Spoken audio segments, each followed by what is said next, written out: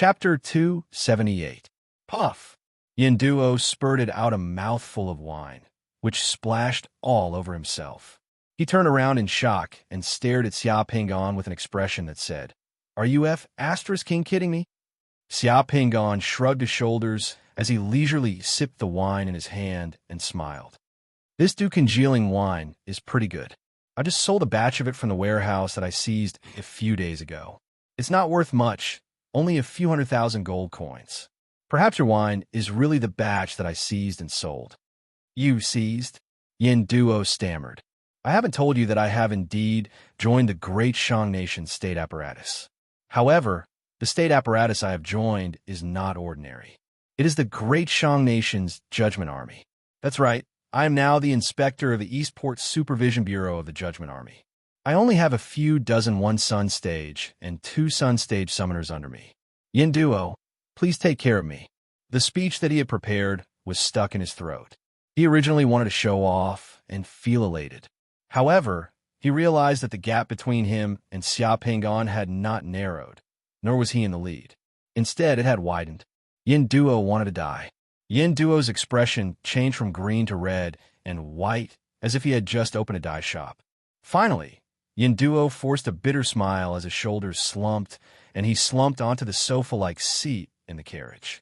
Picking up the bottle, he gulped down a few mouthfuls of wine before panting heavily and scolding himself fiercely. "If I were to compare myself with you in the future, I would be the biggest idiot in the world.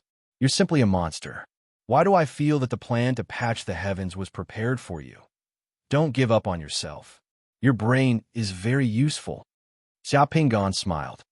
F***CK. Sometimes I really want to cut open your head to see what's inside and if it's different from ours. Yinduo smiled bitterly. "Hee. I'm afraid you won't have such a chance." "No." After drinking 2 mouthfuls of wine, Yinduo suddenly thought of something as he abruptly sat up and stared at Xia Pingon with gleaming eyes. At the same time, he put his 2 paws on Xia Pingon's shoulders and asked, "Tell me the truth. Who's that girl standing on the Peach Blossom Bridge with you today? Given her look and temperament, she's definitely not an average person. She's called Chow Chow. Her real name is Beitang Wanyu. She's the princess of the great Shang Nation." Since Yinduo wanted to know the truth, Xia Pingon didn't hide Cao Cao's identity. Yinduo's expression froze once again. In other words, he suffered another heavy setback. He stared at Xia Pingon blankly. "Princess, it's really a princess. It turns out that you're also." Yinduo had already accepted that he was surpassed by Xia Pingon in cultivation base. However, he had not imagined that he was also surpassed by Xia Pingon in this aspect. Yinduo felt that his secret mandala was about to collapse. A golden immortal appeared in his secret mandala. That immortal was Xia Pingon. Without thinking too much, he just needed to worship him from now on. At the sight of Yinduo's expression, Xia Pingon knew what this guy was thinking about. "It's not what you think." I know. Yinduo nodded. "From today onwards, you are my big brother, my blood big brother. I concede defeat and prostrate myself before you. Don't worry, I will keep this a secret for you. Other than me, I will not tell anyone else. If anyone dares to say anything, I will silence them." Yinduo nodded his head and revealed a sly smile. He clasped his hands together and raised them above his head as he sighed. "Originally, I thought that I was the only one who would walk this path. I didn't expect that you would also.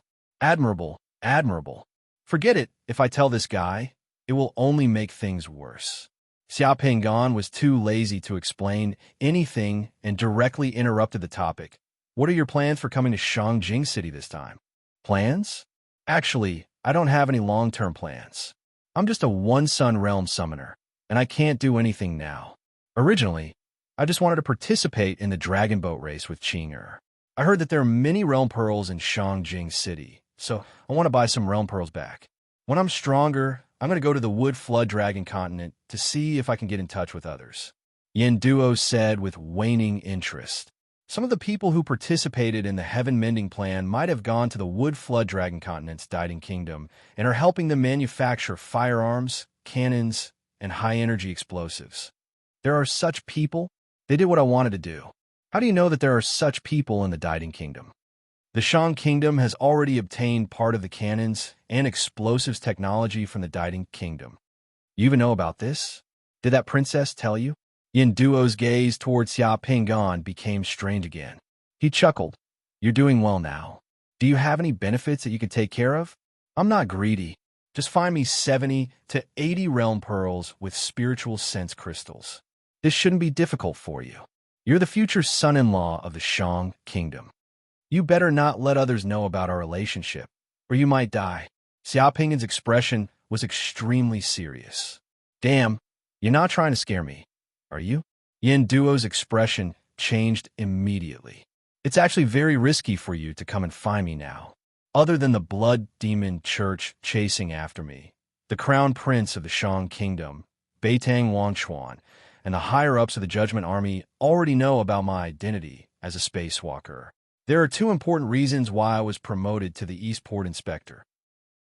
First, Beitang Wangchuan and the higher-ups of the Judgment Army want to use me to lure the blood demon church out, and I'm the bait. Second, they want me to seal you out. The people of the Shang Kingdom know where our advantage lies, and they want to use us to help them grow stronger. Therefore, you need to be clear-headed. If the Blood Demon Church knows about your identity, you won't be able to live in peace. The Shang Kingdom will also keep an eye on you. Do you still want my realm pearl? Then aren't you in great danger now? Do you really think there's a price to pay in this world? Does that princess know about your situation? Can she tolerate it? She still doesn't know about my identity as a spacewalker. Moreover, let me tell you, my relationship with her is not like what you think. To a certain extent, I'm walking on a tightrope in this position. Yin Duo sat up straight again, and the expression on his face began to become serious. Then what are your plans? Xia Pingan narrowed his eyes slightly. What you said just now is very true. In this world, strength is everything. The reason I'm in Shangjing City is because the cultivation resources here are more abundant. My current goal is to become stronger as soon as possible. The environment here is the best training for me. I'm not afraid of being used by the Shang Kingdom, as long as they can pay the corresponding price.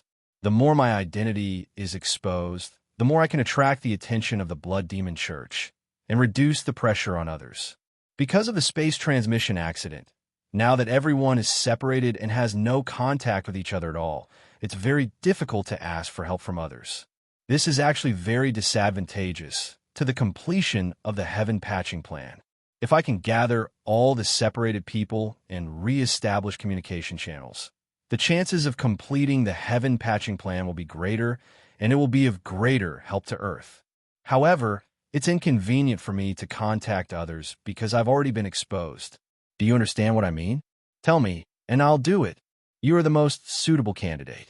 If I make a name for myself in the Shang dynasty, Wu Zhanfeng and the other people who are separated from me might know that I am in Shangjing City. They should think of a way to contact me. At that time, you can slowly regroup all of us. At least, we can let everyone exchange information.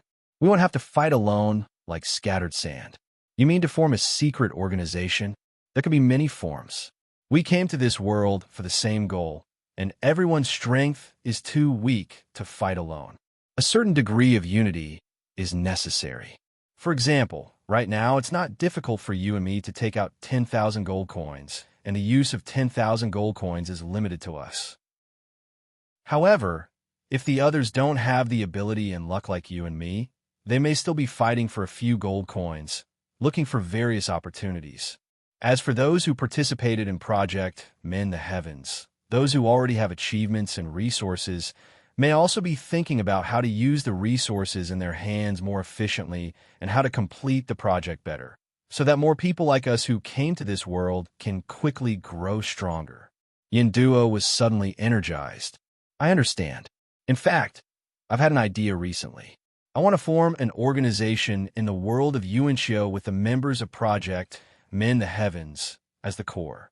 This organization can make money, collect information, and contact others. It can link everyone's strength and protect everyone, but can also avoid restricting each other. It can even stab the Blood Demon Church a few times at a critical moment. I'm still thinking about how to do it. That's a good idea. If there really is such an organization, it will be helpful to everyone in Project Mend the Heavens. Here are 200,000 gold coins. Xiao Pingon heard Yin Duo's words and directly took out a few gold notes and handed them to Yin Duo. Take it as the initial funds I'm giving you. You have your own money, so it'll be more convenient for you to do things. You're really a rich man? So generous, Yin Duo exclaimed. He took the gold notes from Xiao Pingon and asked, "This is not a small amount. Aren't you afraid that I'll embezzle it? You risked your life to come to this world just to embezzle some gold coins?" Xiao Pingon laughed. Yin Duo did not say anything else and directly put the gold coins away. How do we contact each other in the future? Do you still remember the set of media code words used by the Committee of Order in emergency situations? The two of them discussed how to contact each other, and the carriage they were in was blocked by the police in front of them. The police in Shangjing were checking the carriage at the checkpoint. The incident at Peach Blossom Bridge had made the whole of Shangjing nervous, and the number of police on the streets suddenly increased. Knock, knock, knock. The police outside knocked on the window of the carriage with their batons. Please open the door and get out for inspection. Yin Duo opened the door and got out of the carriage. Are you alone? The police at the checkpoint scanned the carriage and asked. Alone? Yin Duo was stunned, and when he turned around, the carriage was empty. Xiao Pingon was nowhere to be seen. Yin Duo had no idea how Xiao Pingon disappeared. Damn it, is the gap between us that big? Yin Duo smiled bitterly in his heart. Facing the police who were scrutinizing him, he could only answer, it's just me. What's your name? Yin Xiaoqi. Where's your identification? Chapter 279. In the lower reaches of the Qin and river, at the estuary, there are more corpses floating down from above. Wow, they're aquatic monsters. This should be the 70th body caught by that ship. The Marine Police of Shangjing City drove several steamboats that were emitting black smoke and hundreds of fishing boats that were temporarily organized. They were salvaging the corpses floating down from the upper reaches of the Qin and river. Seeing the corpses in the fishing nets, the people on the fishing boats shouted again. The corpses of aquatic monsters were piled up on the fishing boats. Some of the corpses were intact, but there were some wounds on the vital parts. Many of the corpses were fragmented and incomplete. Aquatic monsters with only one head, one leg, and half a body were everywhere. The corpses of aquatic monsters had been soaked in the water for a long time. Their wounds were a little pale. The muscles, internal organs, and intestines of the wounds were like water plants in the water, swaying lifelessly with the waves. Some of the wounds even had traces of being bitten by fish. Once the ferocious faces of aquatic monsters became corpses, they lost all their deterrence and looked similar to the seafood slaughtered in the vegetable market.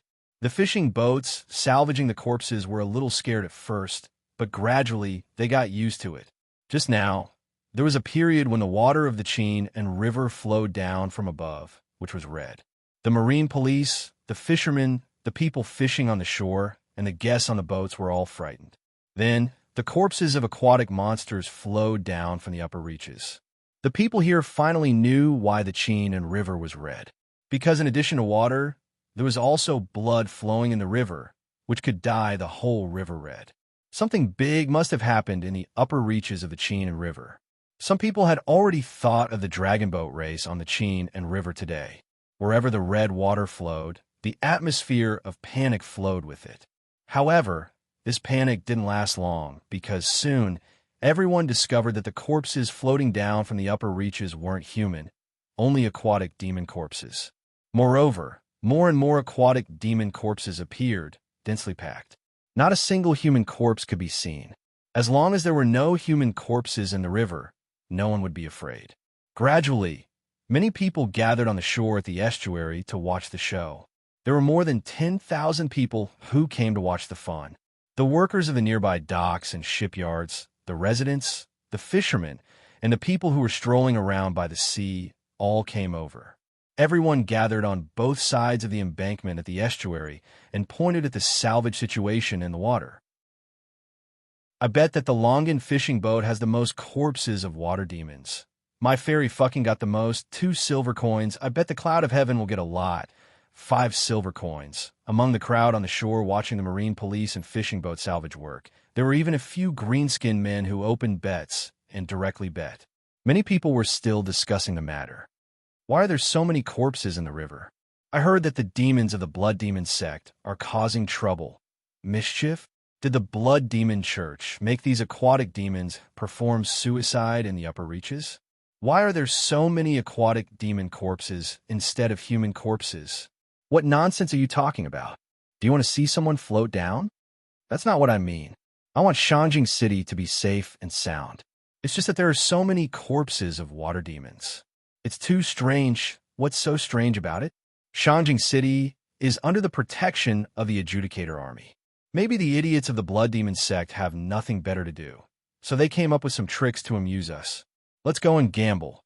Among the crowd, there was an old man wearing a straw hat and holding a fishing rod. His body was slightly bent and his back was hunched. He seemed to be fishing here, looking at the corpses of the aquatic monsters in the river and listening to the discussions of the people around him. His eyes flashed with cold light and his face turned pale.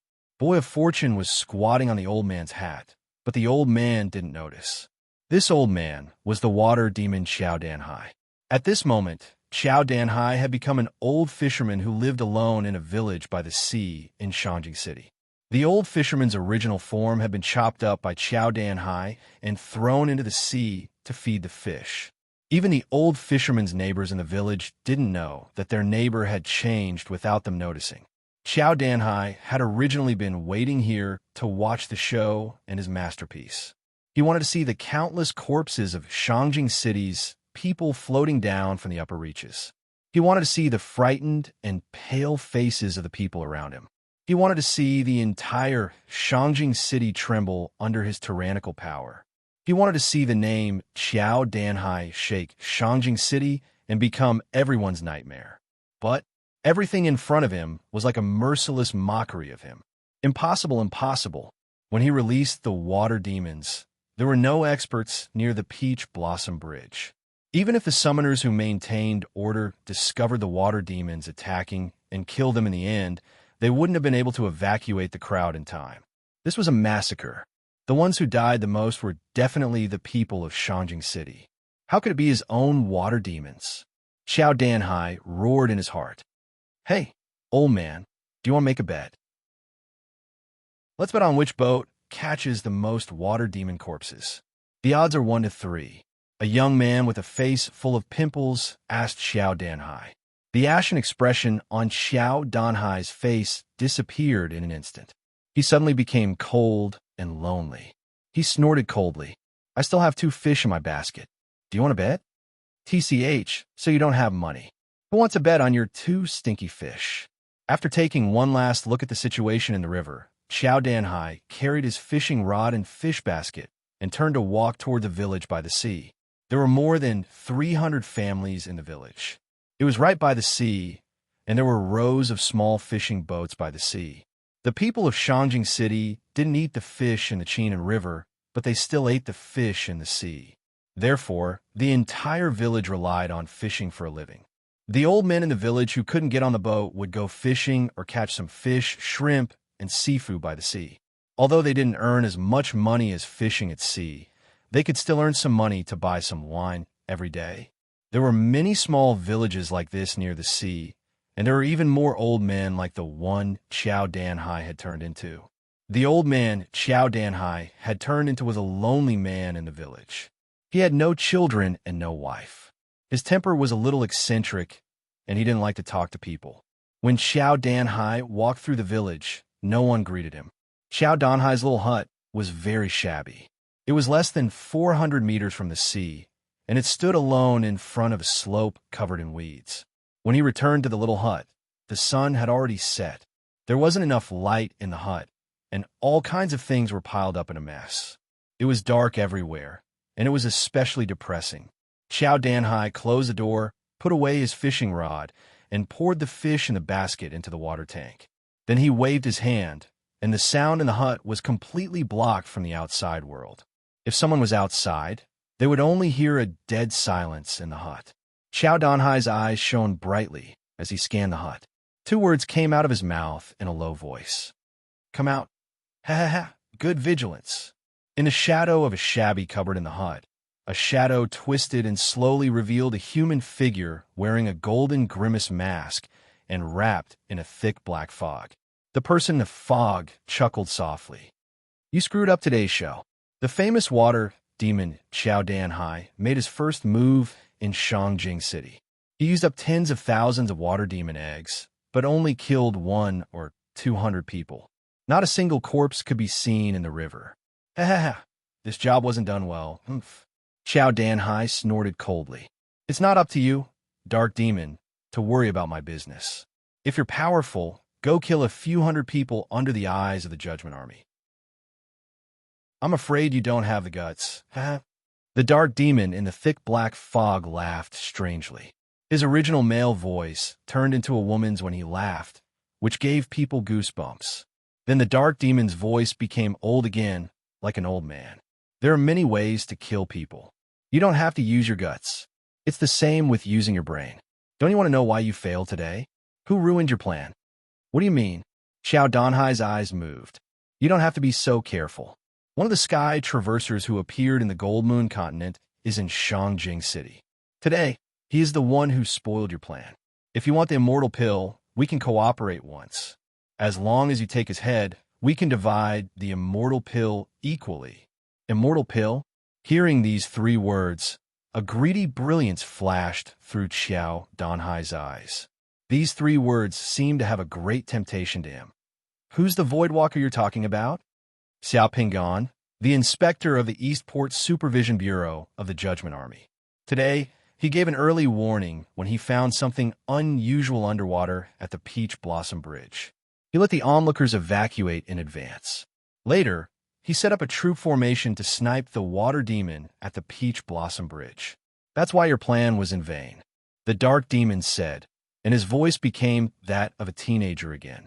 He didn't know that boy Fu Shan had climbed up his head and was peeing on it. The Judgment Army let a Voidwalker join as an inspector. Xia Pingan is just a bait. When the Shangjing City branch was wiped out last time, the higher-ups of the Shang Kingdom already knew his identity. They also knew that our Blood Demon sect wanted his head, so they deliberately put him in a conspicuous place to lure us in. Did the Judgment Army think we couldn't see through this trick?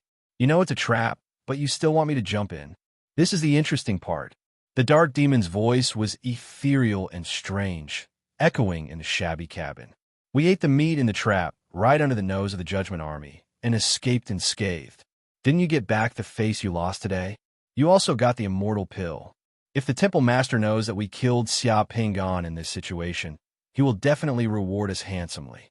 If the Temple Master is happy, he might even reward us with double the immortal pill. Chapter 280. Hee. That's easy for you to say. Xiao Dahai narrowed his eyes and sneered. Is the immortal pill so easy to get? It's hard to say, but it's also easy to say. Do you remember the spacewalker called Lin Xing? Are you talking about the one who was skinned and cut off by the Hall Master as a blood sacrifice? The one who didn't even say the names of the other spacewalkers before he died and cursed the Hall Master with only half of his body left? Yes, just like the secluded mountain division. Wei Jiangxing was the first to make a contribution, but he was just lucky.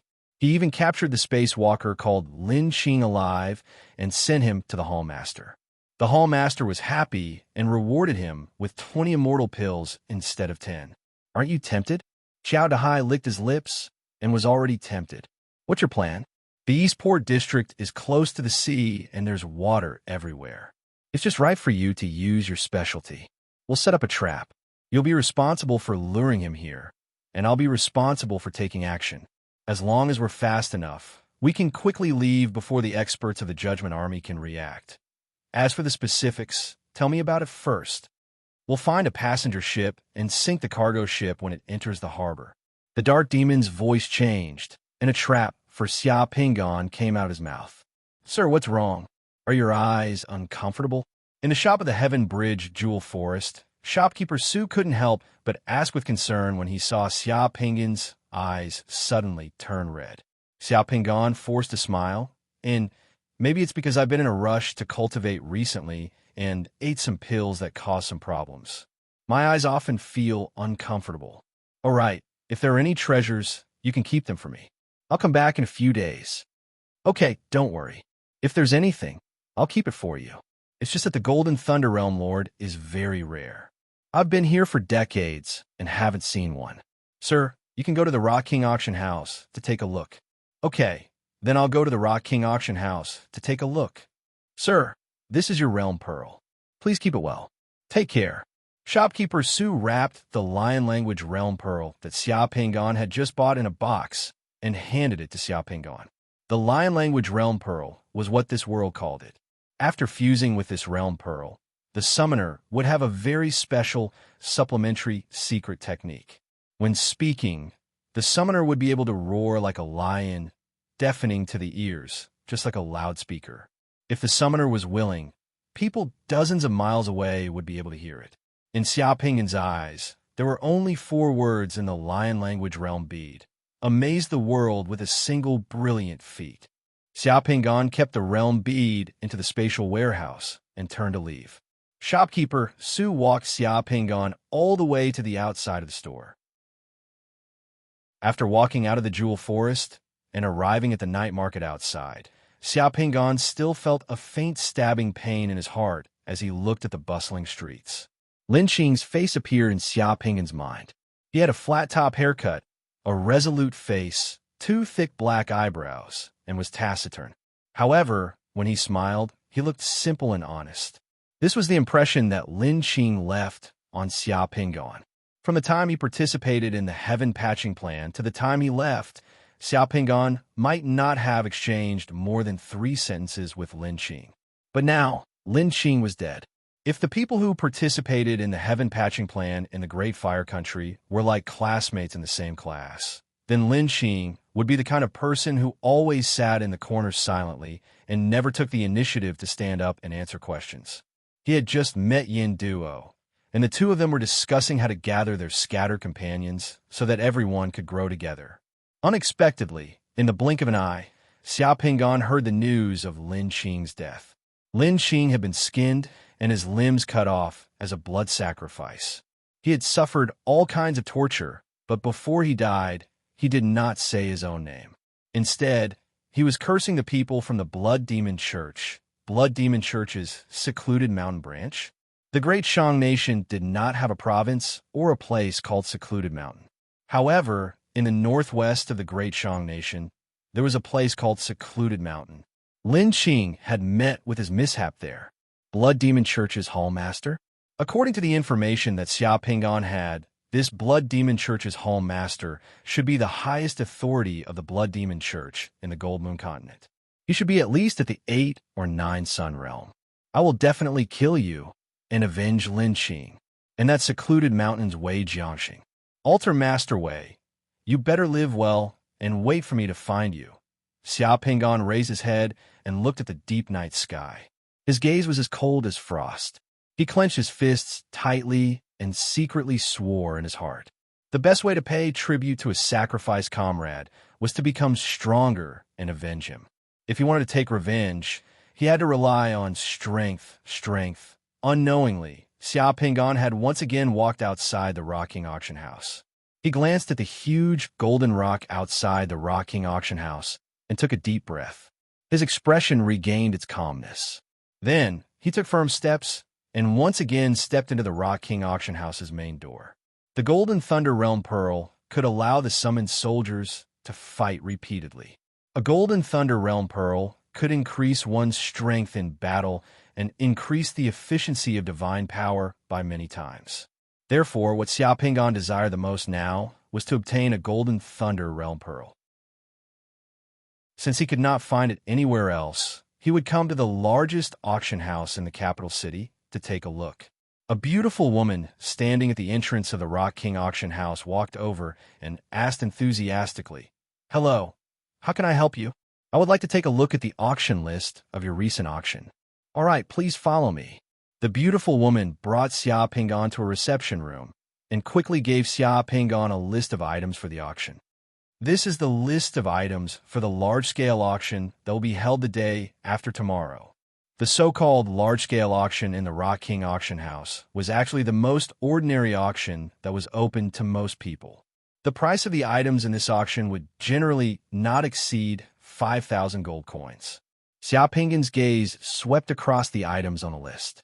Among them, the realm pearl and the spiritual sense crystal occupied most of the spots on the auction list. Most of the realm pearls were commonly seen on the market. He had fused with them before. There were not many realm pearls that he had not fused with, only 7 or 8 of them. As for the spiritual sense crystal, it was meaningless to Xiaoping. He could not be bothered to look at it.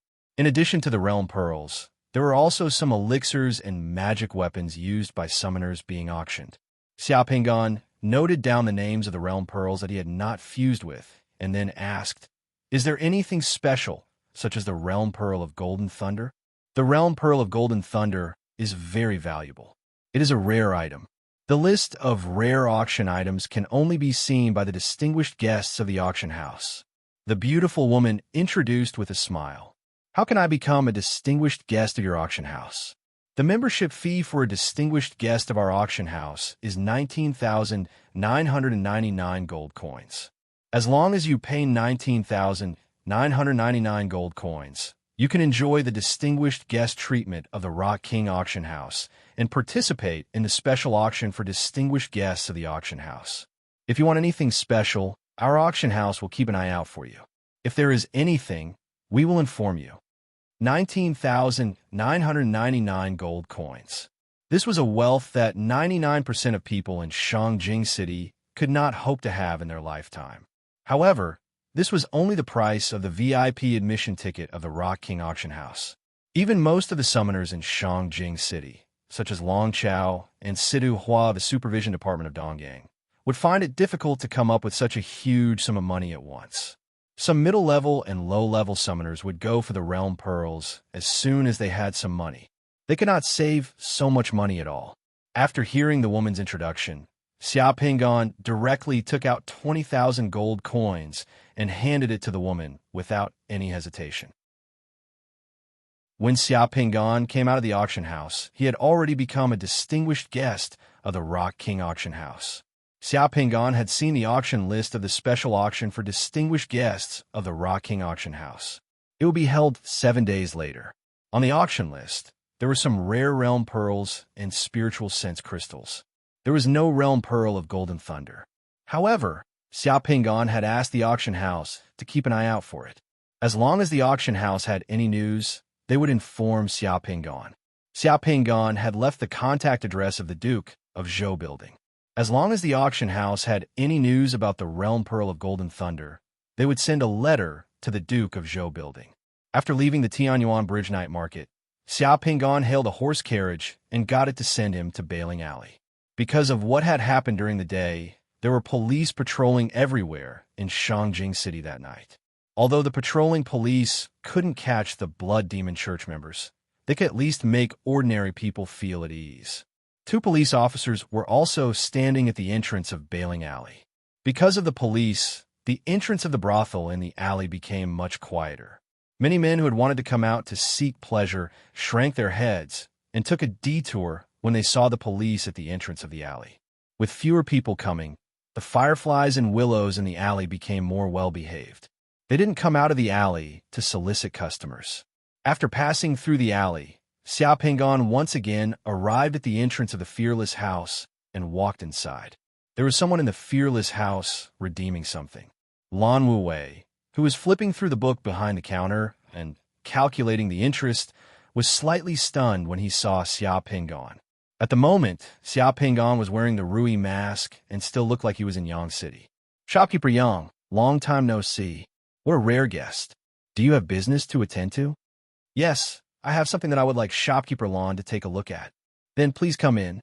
Please wait for a moment. I'll be right there." In that familiar secret room, Xiaoping only waited for a few minutes before Lan Wuwei came in. Xiaoping was already an envoy inspector. Lan Wuwei was surprised that he would still come to the Fearless House. "That person contacted me again. He said he knows where Water Demon is. Xiao Pingin's words almost made Lan Wei jump up. The entire Shangjing city and the entire adjudicator army had been searching for traces of the Blood Demon Church 5 demons these days. In particular, Water Demon had caused such a huge commotion at the Peach Blossom Bridge today, which had infuriated a bunch of big shots. Who would have thought that that person would find traces of Water Demon so quickly? Chapter 281. Late at night, everything was silent and the night sky was dotted with stars. The small village by the sea was exceptionally quiet. Aside from the occasional barking of dogs, there was only the sound of waves crashing against the beach and reefs. In the distance, several ships were quietly anchored on the surface of the sea. Because they were too far away, only a few vague silhouettes could be seen in the darkness. They looked like islands on the sea. Xiao Dahai's small wooden house was completely dark and silent. Everyone in the village knew that the reclusive old man didn't like to light up at night to save money. He often went to bed early. Just like today when the old man came back, the chimney in his house emitted smoke for a while. He must have been cooking. After that, there was no more movement in the small house. In the darkness, an old woman with a hunched back and a flower basket filled with fresh flowers abruptly appeared in this peaceful fishing village. The old woman selling flowers walked in from outside the village. Her figure was faintly discernible like a ghost. As the old woman walked in, the barking of dogs in the village seemed to stop. The old woman walked all the way to Xiao Dahai's small wooden house before gently coughing and knocking on the door. "Is there anyone home? It's dark, and I'm tired from selling flowers. I'm here to ask for a bowl of water." There was no sound in the house, but a dense fog suddenly surged out of the house and enveloped the entire small wooden house and the people outside. Alas, people nowadays are becoming more and more heartless. "I'm just asking for a bowl of water. Why do I have to run?" the old woman sighed. The small wooden house instantly shattered with a rumble. The door, walls, roof, and windows of the wooden house instantly turned into thousands of fragments that shot out at high speed. Inside the wooden house, there was only a pool of pitch-black water. At the same time, that pool of pitch-black water seemed to open a door to the underworld. Hundreds of 10-meter-long pythons with pitch-black and cold auras, hundreds of humanoid figures surrounded by the black water, hundreds of slave soldiers, hundreds of warriors on horseback, dozens of 7-meter-tall giants, a flock of blackbirds, fierce tigers, and wild beasts surged out of the wooden house with a splash, as if wanting to crush this quiet village into pieces. In the void, countless needles and threads had covered the periphery of the small wooden house at some point in time. The needles and threads were invisible. Only when something touched them could they see their blade-like shadows in the void. All the boas, human figures, slave soldiers, battle horses, giants, birds, beasts, and floods that flew out of the houses were ferocious at the beginning. However, in a split second, they were cut into pieces by the dense needles and threads in the air and scattered over the ground like broken pieces of porcelain. Even the surging flood was cut into pieces by the needles and threads, turning into water drops and mist before dispersing. The invisible door to the underworld was sealed by the inconspicuous needle and thread. In the end, only a pool of black water was left in the room. The old woman who was selling flowers was holding an embroidery needle in her hand. She sighed softly and said, "Are you still hiding from customers?" After saying that, the old woman used the needle in her hand to stab at the rolling black water. When a needle pierced the black water, it froze into ice before exploding. Countless shards of ice shot out in all directions like shrapnel before being cut by the needles and threads in the void. The small house disappeared, and so did the black water. Only a large hole remained where the small house had been. Nothing was left behind, and not a single person could be seen. "Why do you have to make yourself suffer?" the old woman who sold flowers sighed. At the same time, in a well more than 300 meters away from the hut, a black shadow emerged from the water in the well. With a flash, it flew towards the mouth of the well. That black figure was Xiao Dahai. The sea wasn't far from the well. The sound of the waves could be heard clearly here. As long as he rushed into the sea, Xiao Dahai would have a greater chance of escaping. Xiao Dahai didn't understand how he had been exposed. However, that wasn't important anymore. It was time to run for his life. The members of the Blood Demon Church and the Shang dynasty had been playing an interesting game. Before they were exposed, the members of the Blood Demon Church were the hunters. The entire Shang dynasty was their prey, and they could do whatever they wanted.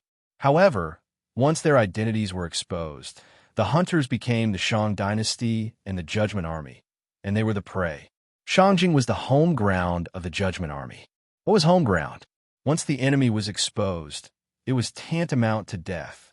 The mouth of the well was right in front of him. Just as he was about to leap out of the well, Xiao Dahai saw two strange blood-red eyes suddenly appear at the mouth of the well. The blood-red eyes blinked at him, and then he felt pain in his chest. Great fear rose in Xiao Dahai's heart. He felt that the well was like a man-eating demon. He had jumped into the mouth of the man-eating demon and was being chewed and swallowed by it. He really heard the crunching sounds of his flesh and bones being chewed. Endless weakness and darkness came over him. The granny who sold flowers came over and looked at the things that had fallen into the ashes of the well. She put them away and sighed.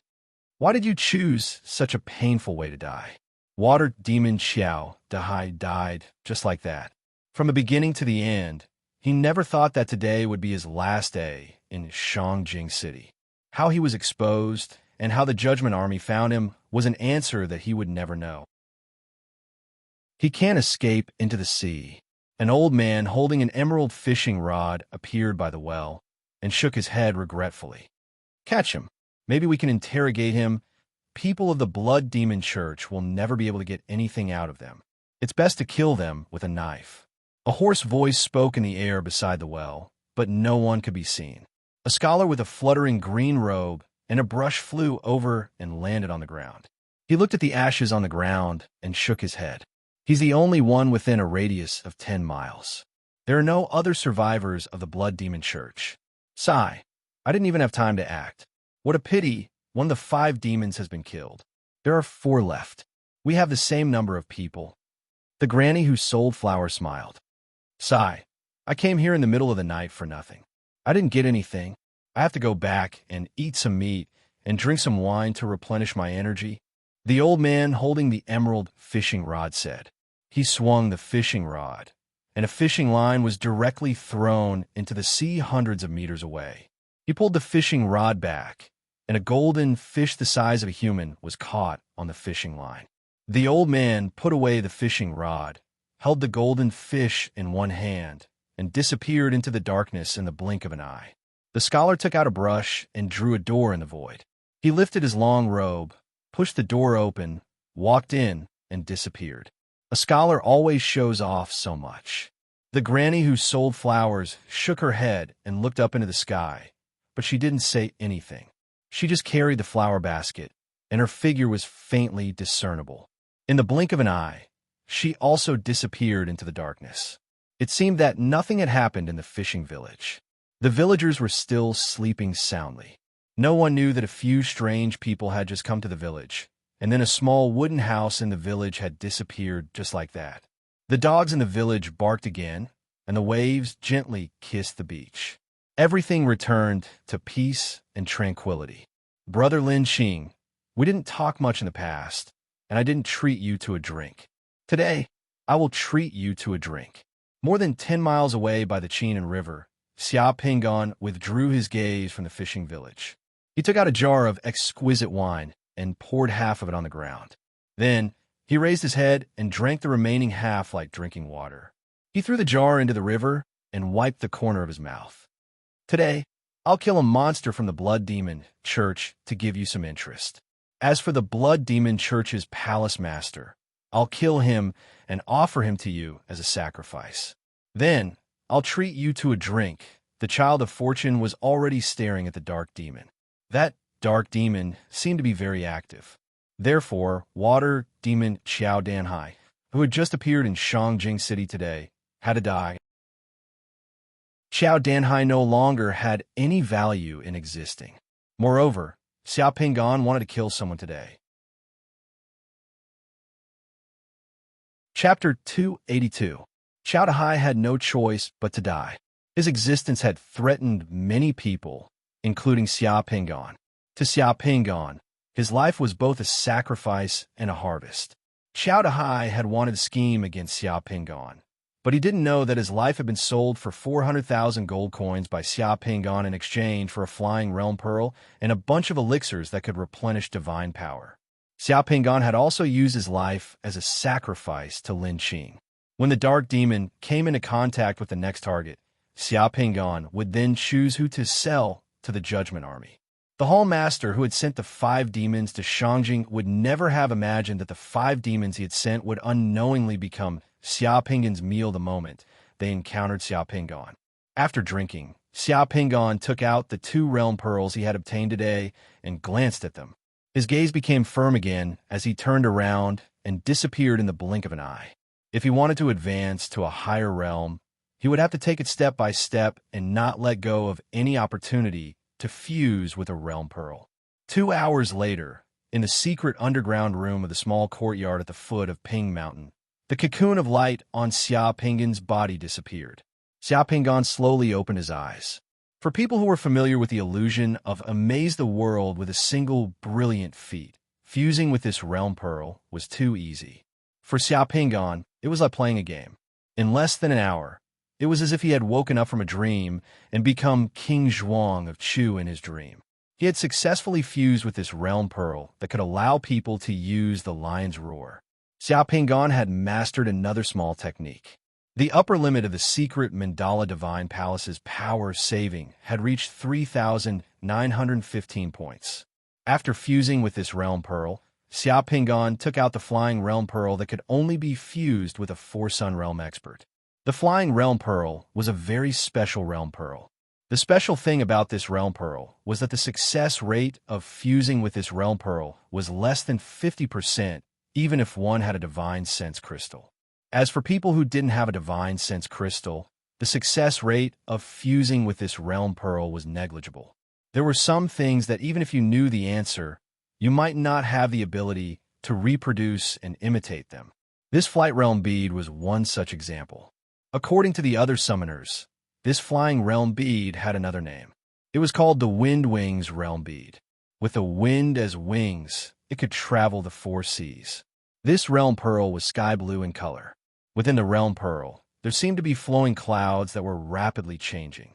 And within the realm pearl, there were only 4 large golden words: Lizi Imperial Wind. Xia Pingan, who had obtained the realm pearl, had a grave expression on his face. To be honest, even if Xia Pingan knew the answer to this realm bead, he was not completely confident that he could fuse with it.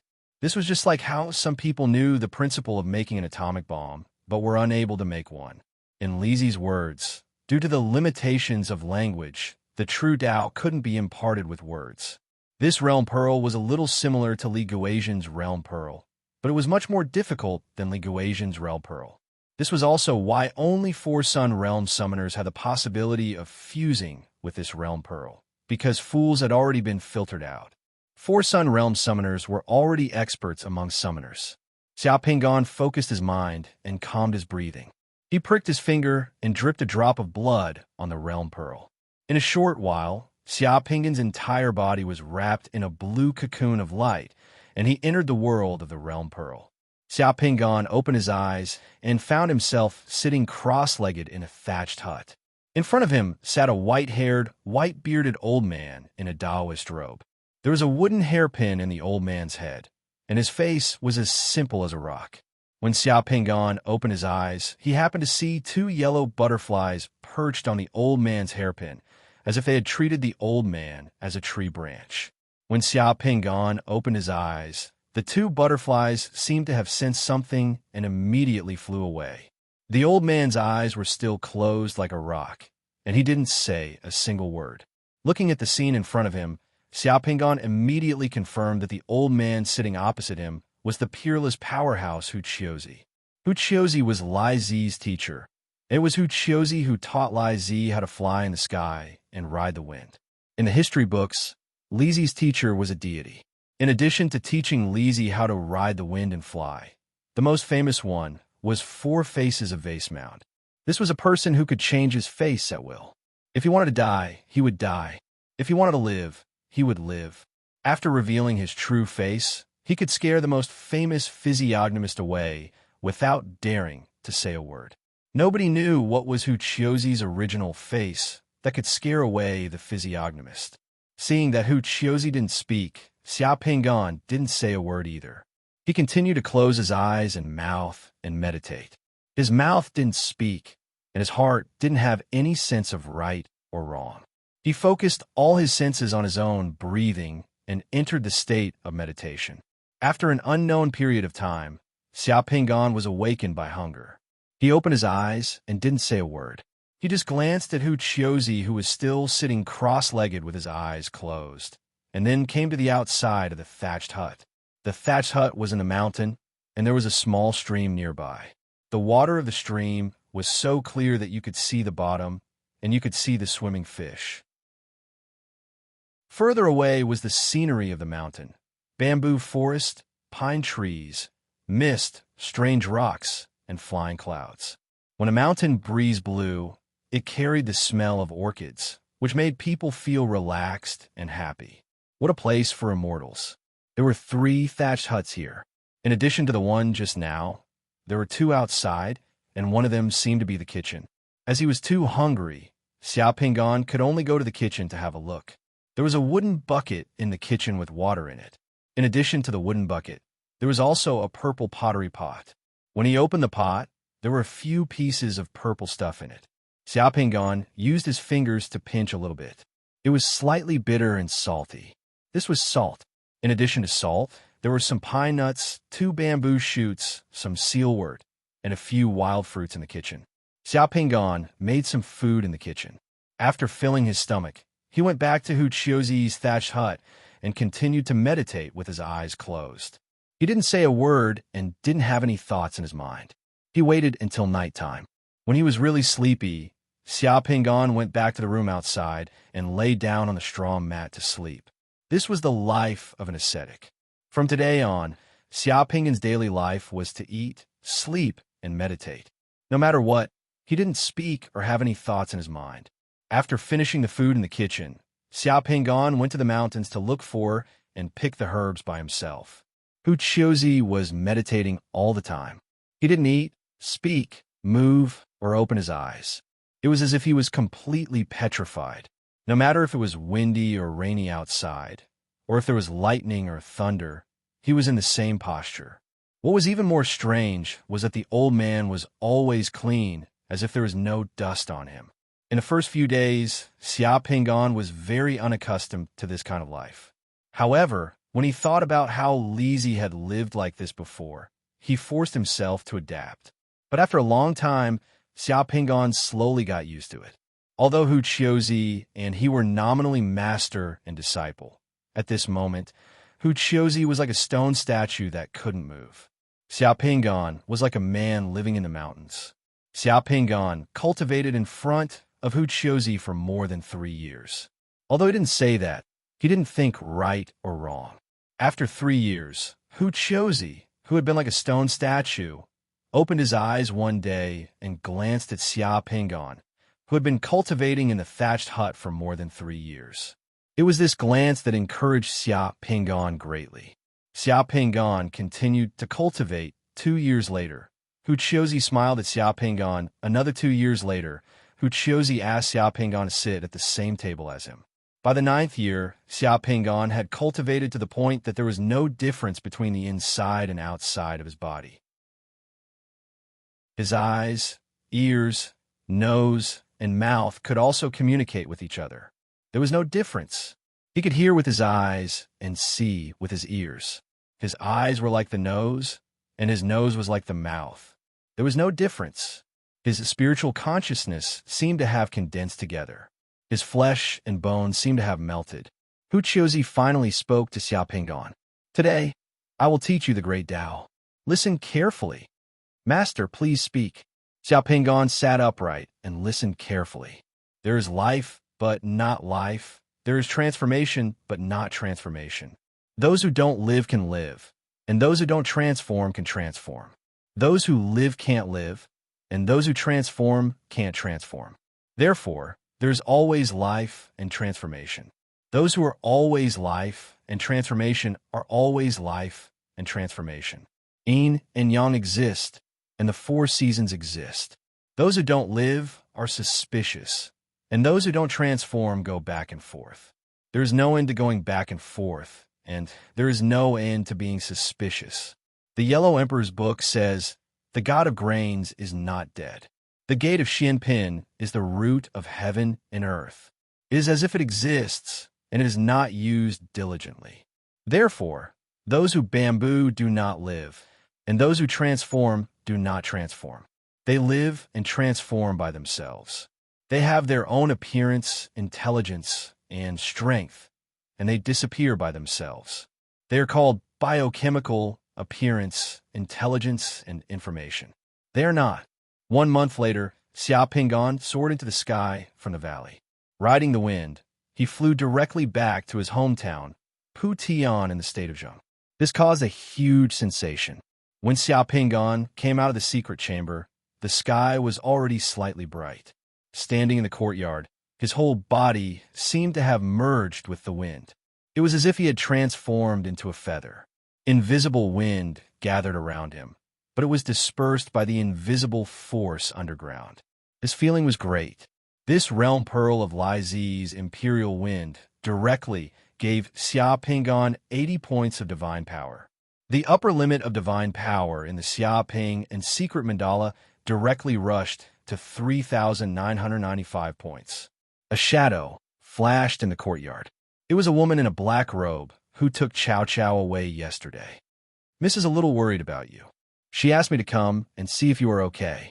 Before Xia Pingan could speak, the woman said directly, "Is Chow Chow okay?" "Miss is fine. It's just that Shangjing City is a little chaotic these 2 days. Miss can't come out casually. Otherwise, many people can't afford to offend her. Do you have anything you want me to bring to Miss?" Xia Pingan knew that the incident at the Peach Blossom Bridge yesterday almost involved the princess. Who knew how many people in Shangjing City were scared out of their wits yesterday? It's good that Chow Chow is fine. I don't have anything to bring to her." The woman smiled, and her expression became much gentler. She said patiently, "Think about it again. You'd better bring something or write a letter so that Miss won't worry about you. It's easier for me to report to her. Our Miss has never been so worried about someone. Look, I've already prepared something for you." As the woman spoke, she waved her hand, and a brush, ink, paper, inkstone, and table appeared in front of Xia Pingan. Xia Pingan, after walking out Changle Alley, a black carriage from the Eastport Carriage Company was already waiting there to pick up Xia Pingan. The major carriage companies in the Eastport district seemed to have reached a compromise. Every day, different carriages would pick up Xia Pingan here. Seeing Xia Pingan come out, the neatly dressed coachman respectfully opened the door for Xia Pingan. After getting on the carriage, Xia Pingan picked up the newspaper on the carriage and saw the eye-catching headline on the front page. "The demons from the Blood Demon sect who caused trouble at the Peach Blossom Bridge yesterday were executed." This news was so fast. It could not only stabilize the people's hearts, but it was also a huge shock to those who were ready to make trouble in Shangjing City. Note 1. Flushing Void Scripture. The content of the Yellow Emperor's book was the same as the content of the Tao Te Ching. This was what Hu Qiuzi said to Li Zi. The Tao Te Ching was written by Lao Zi, who was in charge of the National Library at that time. He had a wide range of ancient classics and was well-versed in all classics. The Tao Te Ching was also a masterpiece that combined Lao Zi's thoughts and ancient classics of Huaxia. Chapter 283. Almost at the same time, when Xia Pingan got on the horse, a middle-aged man walked onto the bus stop on Renyi Street in the west of Shangjing City with a black long-handled umbrella and a black handheld leather briefcase. He was wearing a woolen overcoat, a vest, a linen shirt, and a pair of glasses.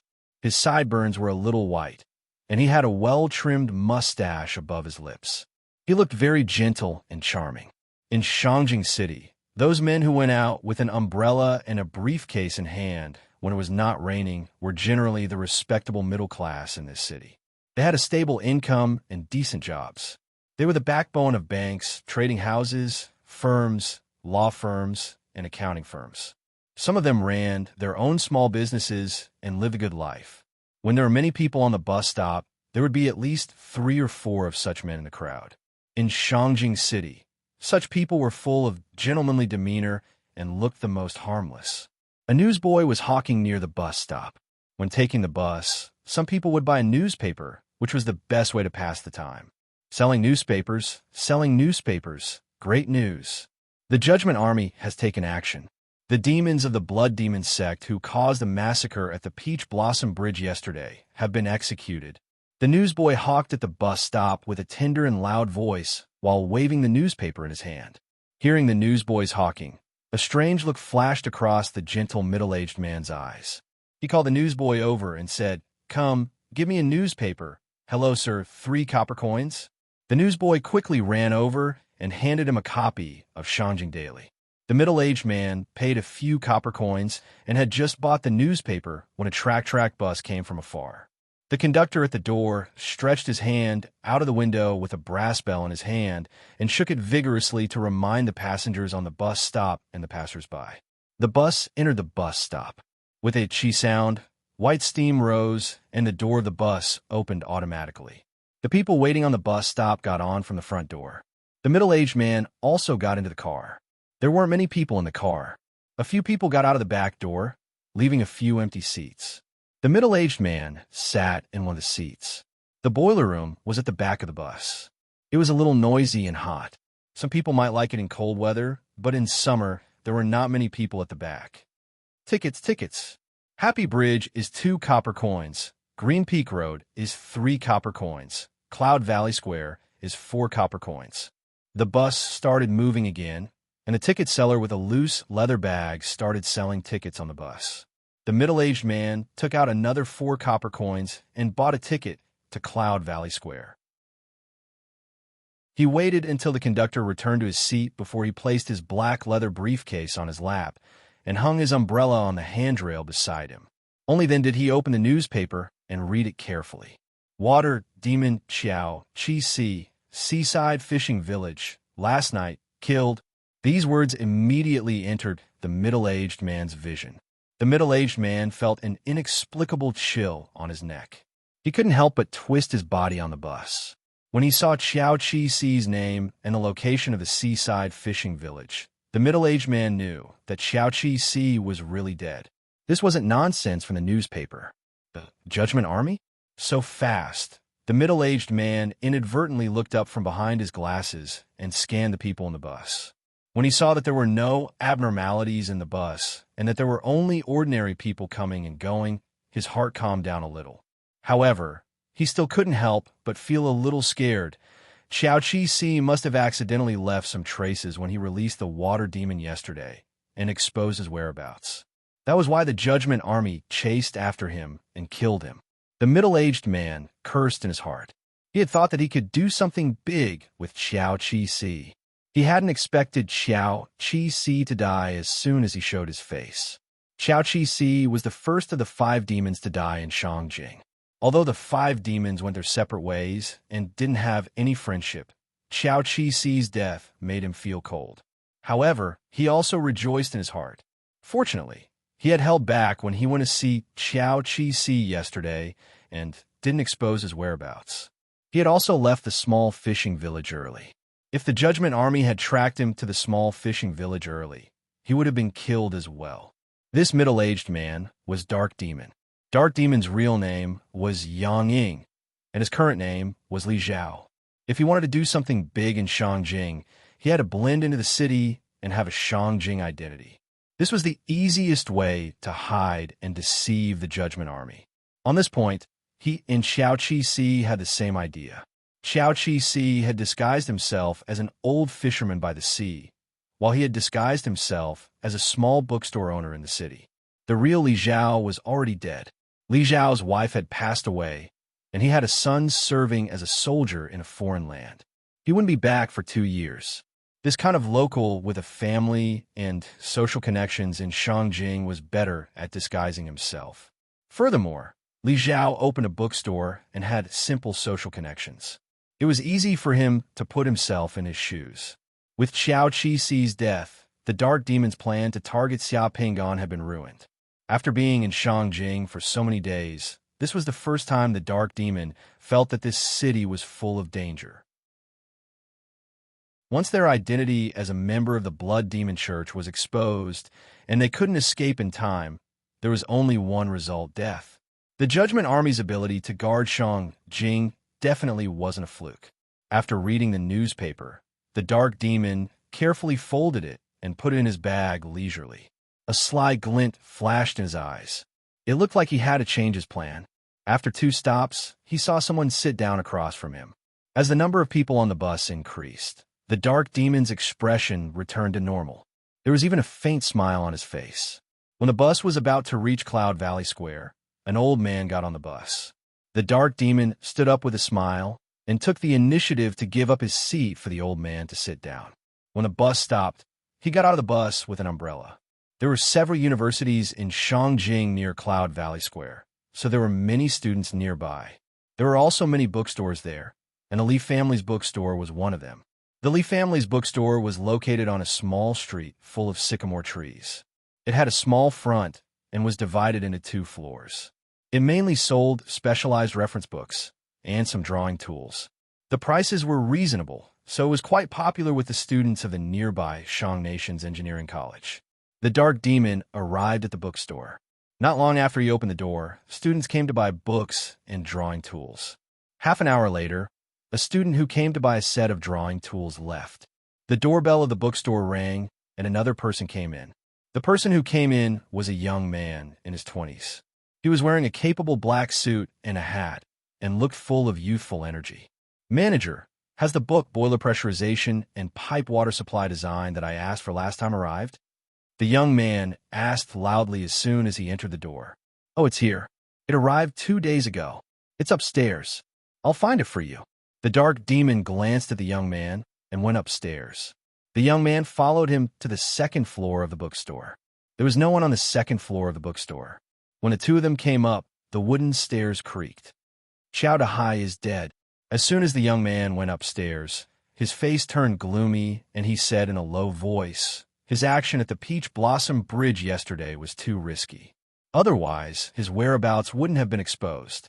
"We need to contact him less recently." The Dark Demon turned around and took a book from the bookshelf.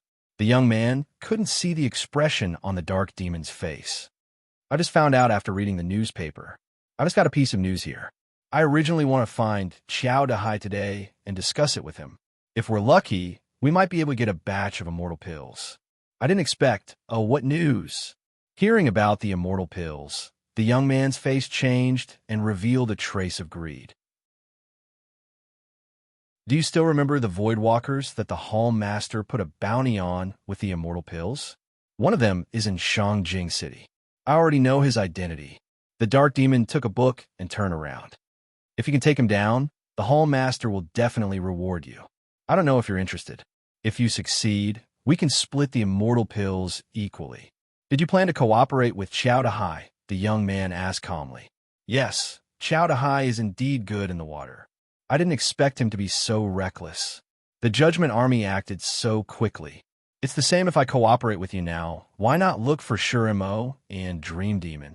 Sure Mo is very powerful, but the Judgment Army is chasing him very closely. He has temporarily left Shangjing City and is hiding outside. If I look for him, it's easier to be exposed. Dream Demon is used to being alone. Since he came to Shangjing City, Dream Demon seemed to have disappeared. I can't contact him. If you're interested, we can cooperate. If you're not, then I'll do it myself. Where's that spacewalker now? What's his identity?" the young man who came to buy books asked. "If you agree, I'll tell you. If you don't, then there's no need for you to get involved in this matter. The person that Palace Master wants to kill is naturally the person that I want to kill. It's just a spacewalker. It's no big deal. I can concoct poison for you. I can concoct any poison you want. But if I don't show up, Shangjing City is very dangerous now, You can only get 30% of the immortal pill. I want at least 50%, the young man who came to buy books said resolutely. 40% at most. It's not that easy to kill that person. The Judgment Army already knows his identity and is using him to bait us. I'm acting alone. Even with your poison, I'll bear most of the risk. Okay, deal. What poison do you want? Vanishing shadow poison. The young man who came to buy books pondered for a moment. Vanishing shadow poison is one of the most difficult living poisons to concoct. The shadows of summoners below the five-sun realm will die upon contact. I need 3 days to concoct it. Okay, I'll wait for you for 3 days, the dark demon said. The young man who came to buy books then left with the book. The boy of bliss followed him. After leaving the bookstore, the young man who came to buy books got on a rental carriage by the roadside. An hour later, the carriage stopped at the entrance of a water plant in Shangjing City. After greeting the security guard at the entrance of the water plant, the young man directly entered the water plant. Chapter 284. There were 4 water plants in Shangjing City. These 4 water plants supplied water to the entire city other than the Imperial City. The young man who bought the book entered the White Dragon Cave water plant near the White Dragon Cave Reservoir on the west side of Shangjing City. This water plant supplied 1/4 of the water used by Shangjing City. Because the situation in Shangjing City was a bit tense, the water plant had already adopted the highest security measures. Outsiders were not allowed to enter the plant. Even the workers who entered the plant could see the red, yellow, and blue lines on the ground of the plant. The red road in the plant led to the most critical area of the water plant. It was responsible for the purification and inspection of water quality. Only people with special passes could pass through. This area was guarded by the summoners of the garrison army.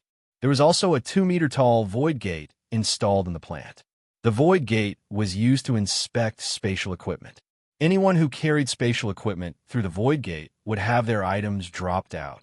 After entering those areas, no one was allowed to carry anything in their spatial equipment.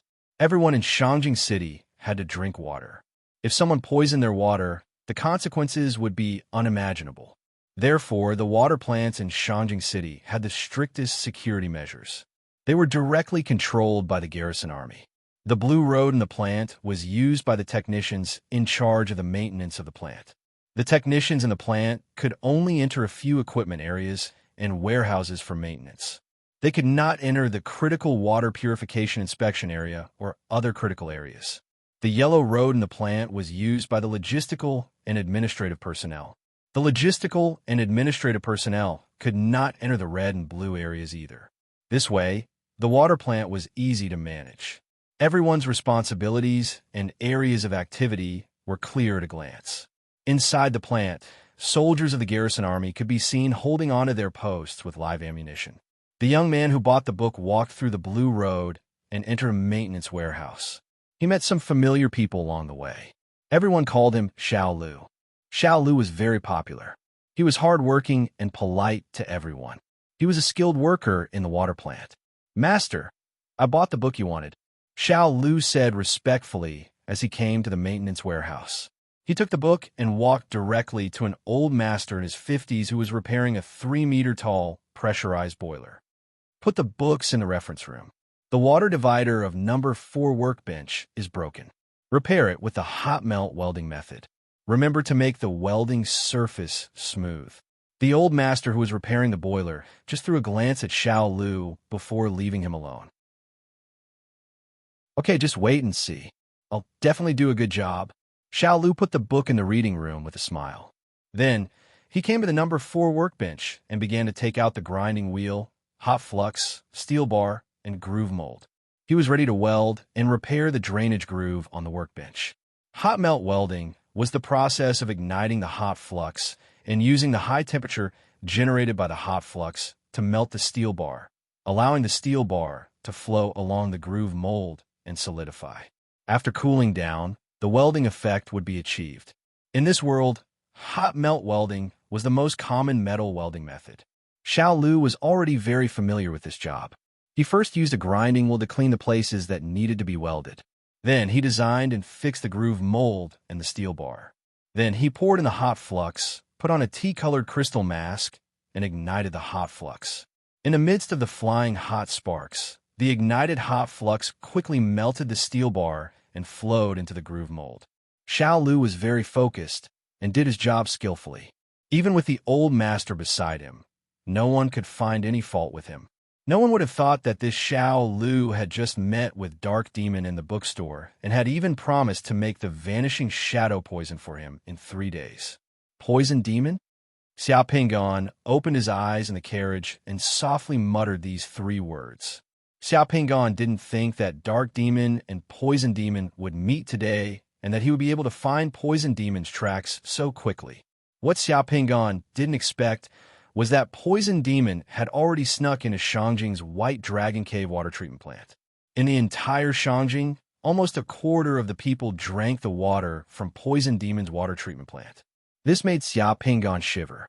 When he saw Poison Demon walk into the water treatment plant, Xiao Pingon's forehead was covered in cold sweat.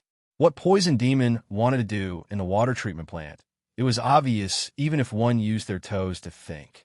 Looking at Poison Demon's appearance, although he still couldn't come into contact with the sensitive areas of the water treatment plant, he was definitely looking for an opportunity to poison the water in the plant. Once the internal defenses of the water treatment plant were slightly relaxed, or if Poison Demon found a loophole, the entire Shangjing would instantly face a disaster. In this world, there were too many lethal poisons that could spread rapidly. Poison Demon had plenty of means to deal with them. In fact, he didn't need the other demons. Just Poison Demon alone could turn the entire Shangjing into a dead zone. Xiao Pingon's carriage had already stopped at this time. Outside was the entrance of the Donggang Inspection Department. "Sir, we've arrived at the inspection department."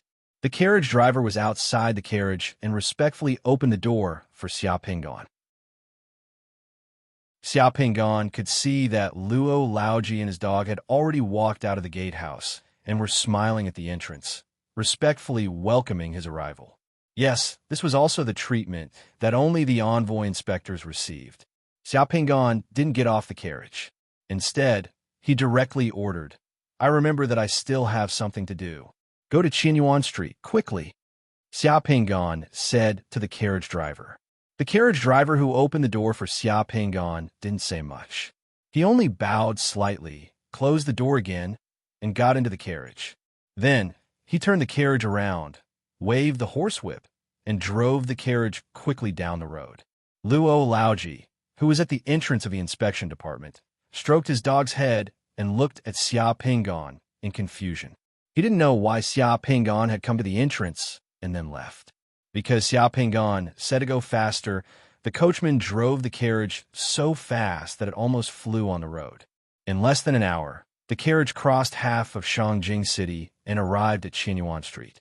The carriage driver rushed from the end of Qinyuan Street to the end of the street, but he didn't hear Xiao Pingon knock on the carriage board behind him to stop the carriage.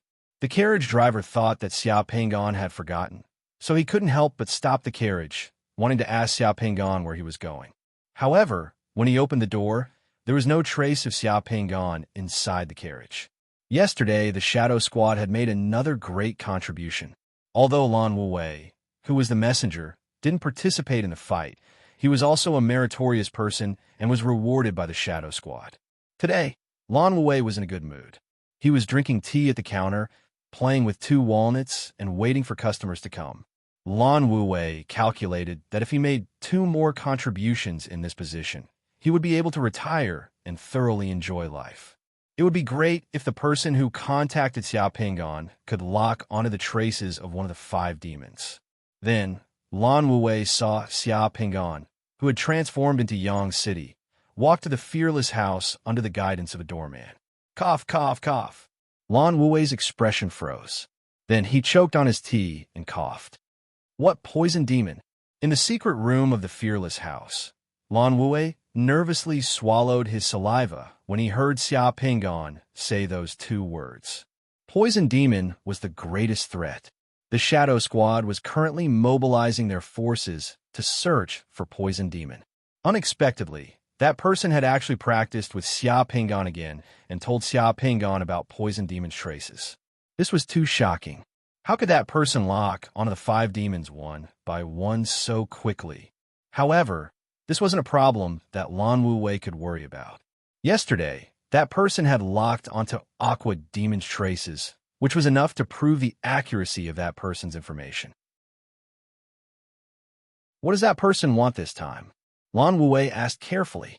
That person said that Poison Demon is preparing to make a big move this time, so his asking price is very high. 500,000 gold coins, a golden Thunder Realm Pearl, and the corresponding spiritual force crystal.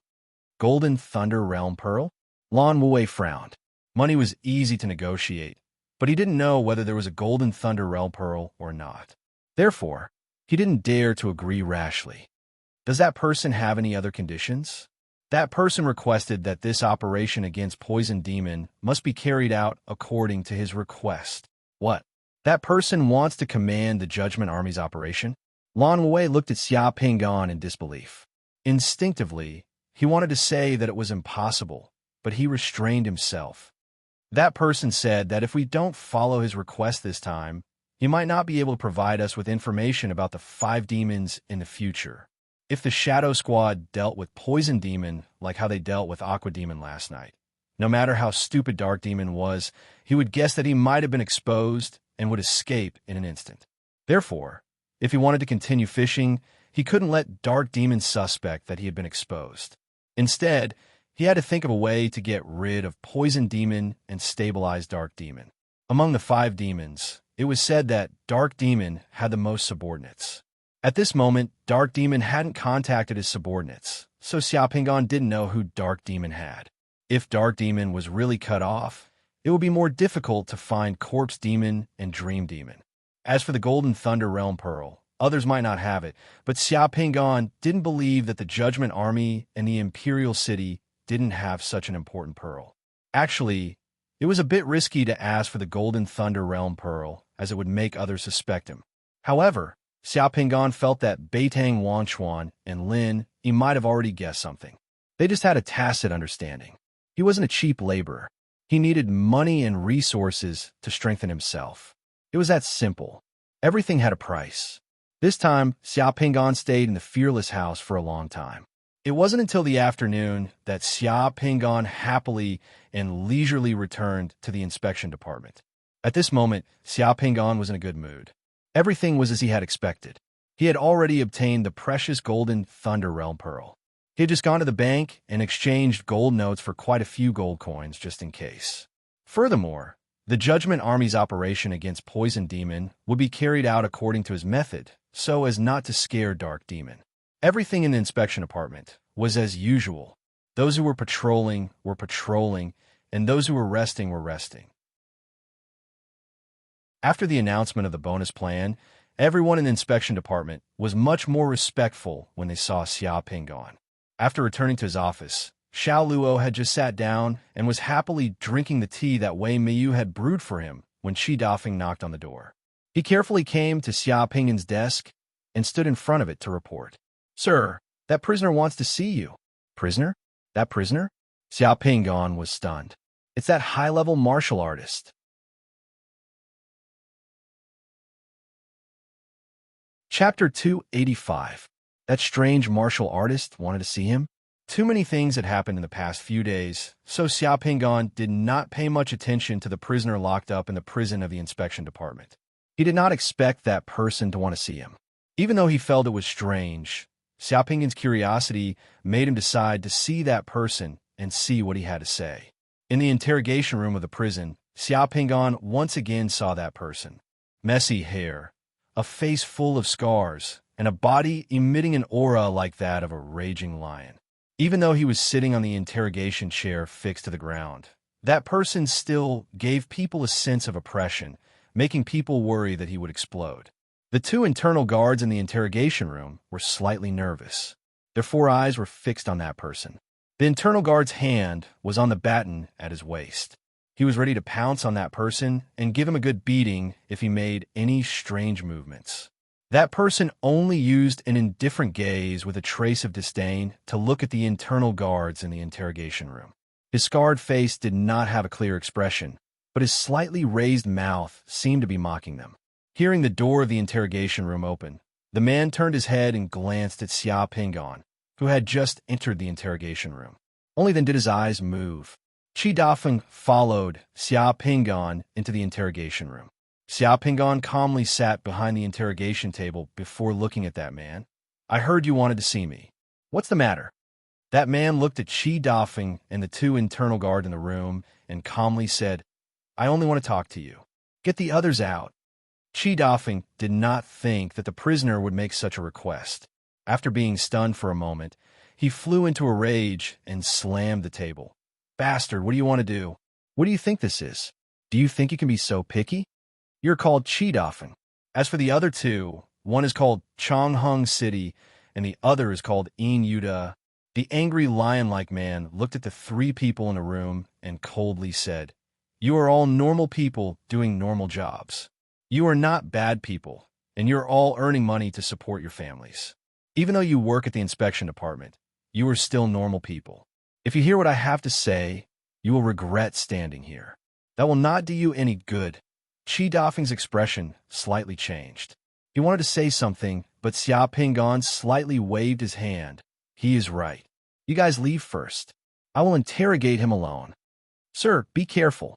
This person is very dangerous. No matter how dangerous he is not as dangerous as those people who blocked me on the streets. Since Xia Pingon had spoken, Qi Dafeng didn't say anything else. He stood up, and after answering, he left the interrogation room with the two internal guards. He even closed the door of the interrogation room. He didn't even dare to stay outside the door. Instead, he walked far away and waited at the end of the corridor outside the door. What do you want to say? Can you say it now? Xia Pingon asked that person. That person's gaze fell on Xia Pingon's face. His gaze was sharp, and there was an inexplicable change. After a moment of silence, he suddenly asked, Why did you dare to come to the Huang family to arrest people, and even dare to kill the Huang family's young master on the streets? Don't you know the background of the Huang family? They are the governor of a province, and you are just a small inspector? There is no reason. It is just that there are some things that I should do, and I will do them. This has nothing to do with my identity or the other party's identity. You mean you're a good person? Interesting. This guy is actually chatting with me. Xia Pingon smiled. It depends on how you define a good person.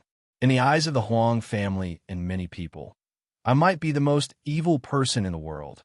Do you think you are a good person? I might not be that good, but at least I don't think I'm a bad person. What about you? Do you think you are a good person? Xia Pingon stared at that person and asked. After Xia Pingon asked this question, the man's terrifying face cracked open. He looked pretty grim, as if he was laughing miserably. At the same time, his voice became hoarse like the friction between iron sand and a hard blade. I'm not a good person. Actually, I should have died long ago. However, I'm not reconciled to that. Therefore, I'm still alive. You're right. My face was cut by a blade and scalded by myself. I should have long been too ashamed to live in this world. I don't want others to recognize me. Oh, what have you done before? I've killed people. I've killed many people. You came to Shangjing City to kill people? Yes, I want to kill a few people before I die. At least I can atone for what I've done before. That person was still laughing bitterly. Who do you want to kill? I don't know, but I know they're in Shangjing City. I can find them. Them? Xia Pingon frowned slightly. What do they do to make you want to kill them? Because they deserve to die. All of them deserve to die. That man's expression became even more ferocious, making it difficult to look straight at him. The iron chains all over his body trembled and rattled. He was agitated. After a long time, he gradually calmed down. Xia Pingon calmly watched from the side. He waited until that man calmed down before he slowly opened his mouth. I know, there are many people in Shangjing who deserve to die. I'm not sure who you're talking about. What you said, I can't help you, nor can I make you atone for your crimes. Ha ha ha. That man laughed wildly. His voice shook the entire room. You don't understand what I'm talking about. You don't understand what it means to really deserve to die. I'm not afraid of death. Why would I be afraid of going to jail? Well, you want to tell me this? Xia Pingon asked. Red Leaf Mountain Villa in the north of Shangjing City. I was going to go there. That place is the real Devil's Den in Shangjing City. If you have the guts, you can go there and take a look. That man finally said a place. That place is not under my jurisdiction. The Huang family is not under your jurisdiction, but you still went there. That's different. Those victims are in Donggang District. I should uphold justice for them. Xiao Pingan smiled. He was not a hothead or a child who would be controlled by a prisoner's words. By the way, you haven't told me your name after talking for so long. I've long regarded myself as a dead person. I'm like a ferocious ghost. It doesn't matter to me whether I have a name or not. If you want to call me that, just call me Ghost Slave. That man said coldly. Do you have anything else to say? The man who called himself Ghost Slave looked at Xia Pingan with fiery eyes. I know. You will definitely go there. Red Leaf Mountain Villa is the real Devil's Den in Shangjing City. If you want to go there, you'd better not let those people find out your true identity. Once your identity is exposed, you will definitely die. The entire adjudicator army can't save you. No one in Shangjing City can save you. Xiao Pingan shrugged his shoulders, stood up, and directly left the interrogation room. When he walked outside and saw Qi Dafeng standing at the end of the corridor, Xiao Pingan said calmly, I think that man is crazy and whimsical. Take him back to his cell. Qi Dafeng did not dare to ask what that man had said to Xiao Pingan. He could only take that man back to his cell after Xiao Pingan left. Xiao Pingan returned to his office. The tea that Wei Meiyu had made for him was still warm. Just as he sat down, there was a knock on the door. Come in. The door of the office opened. Situ Hua walked in with a flattering smile and handed a document to Xiao Pingan. Your Excellency, all the goods on the Fulong have been counted and unloaded from a ship. They are now in the warehouse at the dock. How should we deal with them? Oh, all the goods have been counted. Xiao Pingan glanced at the list and asked faintly. Yes, all the goods have been counted. There are more than 12,600 square meters of purple star wood and 30 million jin of 10,000 dragon incense rice on the Fulong. The preliminary estimate is that the amount involved in the case is about 7 million gold coins. Xiao Pingan took a sip of tea. Then deal with them according to the smuggled goods. Does this have anything to do with the garrison army? Situ Hua asked carefully. The personnel and files of the Fulong Trading Company, as well as the smuggled pearls, had been handed over to the Judgment Corps by the Supervision Department. However, the goods on the ship had been detained by Xiao Pingan. After the smuggling case was handed over to the Judgment Corps, it became quiet. It seemed that the higher-ups didn't want to make a big deal out of it. However, they didn't ask about the disposal of the other goods on the Fulong. This matter was a bit sensitive. If it wasn't handled well, it might have to be struck by lightning. Therefore, Situ Hua reminded him carefully. The laws of the Shang dynasty don't stipulate that the Judgment Corps can't dispose of the dirty goods. Just deal with them as smuggled goods and auction them off. Apart from the stolen money going to the public, the rest will be counted as the Supervision Department's bonus. Right, bring some 10,000 dragon incense rice to the Supervision Department. Let everyone have a taste of it when they get off work. Xiao Pingan didn't mind at all. He picked up a pen and made comments on the document that Situ Hua handed over. After that, he handed the document back to Situ Hua. Just deal with it like this. After receiving the document, Situ Hua let out a sigh of relief and left happily. After dealing with the stolen money, the Supervision Department's bonus for this month would be too fat. Xiao Pingan didn't care about anything.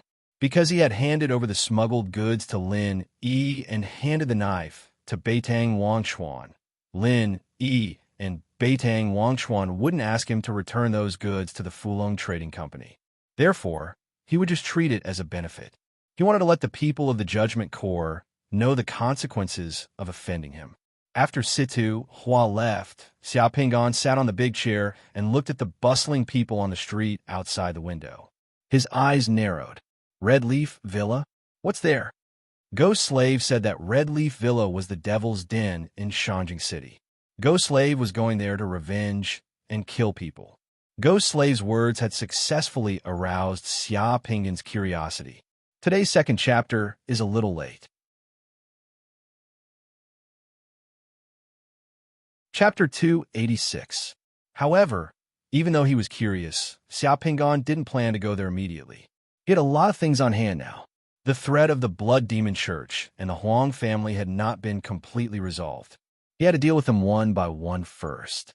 One of the Blood Demon Church's 5 demons had been killed, but there were still 4 more. The Huang family had been quiet for the past few days and looked pitiful, but it was all an act.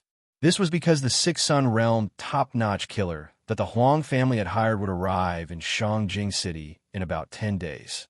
Although he seemed to be doing well now, Shangjing City was actually filled with thorns and hidden murderous intent. Thinking of those threats, whether it was open or hidden, Xiao Pingan moved his hand and took out the Golden Thunder Realm bead, playing with it in his hand. The Golden Rumble Realm Pearl was pitch black, and its light was restrained. There was only a swastika word in the pearl. This was interesting. Swastika was the tool used to sound the gong to withdraw the troops. When an army went out to war, this swastika would sound the gong. The corresponding divine perception crystal of the Golden Rumble Realm Pearl was also black. In the middle of the black divine perception crystal, there was a word that was the same as the swastika word in the pearl.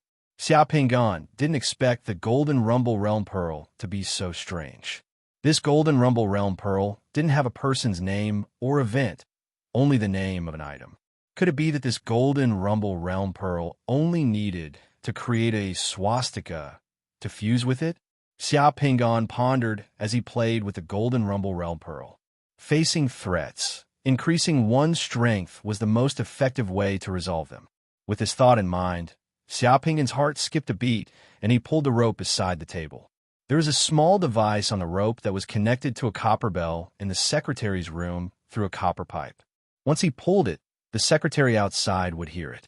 Knock, knock. There was a knock on the door. Come in, Xiao Pingan said. Sir, do you have any orders? The beautiful and gentle way Mayu walked in slowly. I need to read a document in the room. I need some peace. If anyone comes, ask them to wait outside. Don't disturb me during this time. Okay, is there anything else? Yes, there's nothing else. Then I'm going out. Wei Miyu left the office and carefully closed the door. Xiao Pingan summoned the Black Dragon. He stroked the Black Dragon's head and asked the Black Dragon to guard the door. Then, he opened the door of a lounge beside the office and walked in. After closing the door, he took out a silver needle and pricked his finger. At the same time, he dripped his blood onto the Golden Thunder Realm Pearl and the Divine Sense Crystal. He began to fuse with the Golden Thunder Realm Pearl in the office. The location of the Bureau of Supervision was almost as safe as the Ping Mountain Camp. All evildoers had to avoid it. It was even safer than the secret room in the Duke of Zhou building. If he fused with the Golden Thunder Realm Pearl in the lounge beside the office, he wouldn't have to worry about being disturbed. Moreover, Xiao Pingan felt that the time needed to fuse with the Golden Thunder Realm Pearl would be very fast.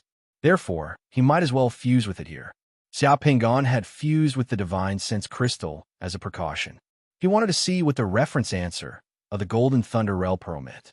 This Golden Thunder Realm Pearl was related to the efficiency of his divine power and his combat strength in the future.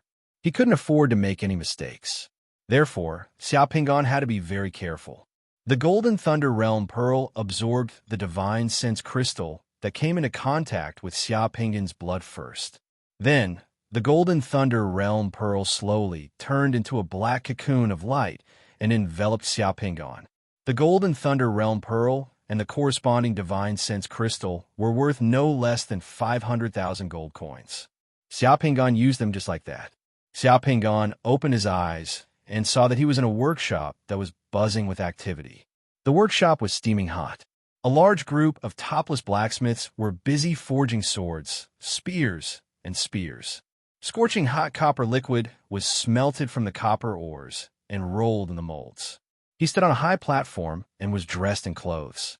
There were 2 attendants beside him. He seemed to be the person in charge of this workshop. Then, a line of golden words appeared in the void in front of him. Made of copper, hung in the west of the camp. Striking it is called Golden Thunder. Its sound reverberates in all directions. West means gold. It symbolizes restraint. Behind the golden words, a 3-dimensional picture of the word Thunder Realm Pearl appeared. Xiao Pingan thought to himself, it's indeed the Thunder Realm Pearl.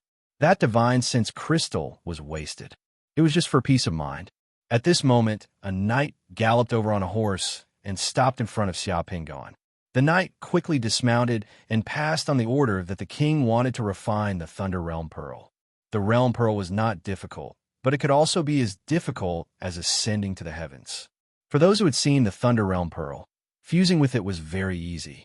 However, for those who had never seen the Thunder Realm Pearl, the difficulty of fusing with this Realm Pearl was no different from a blind man drawing an elephant.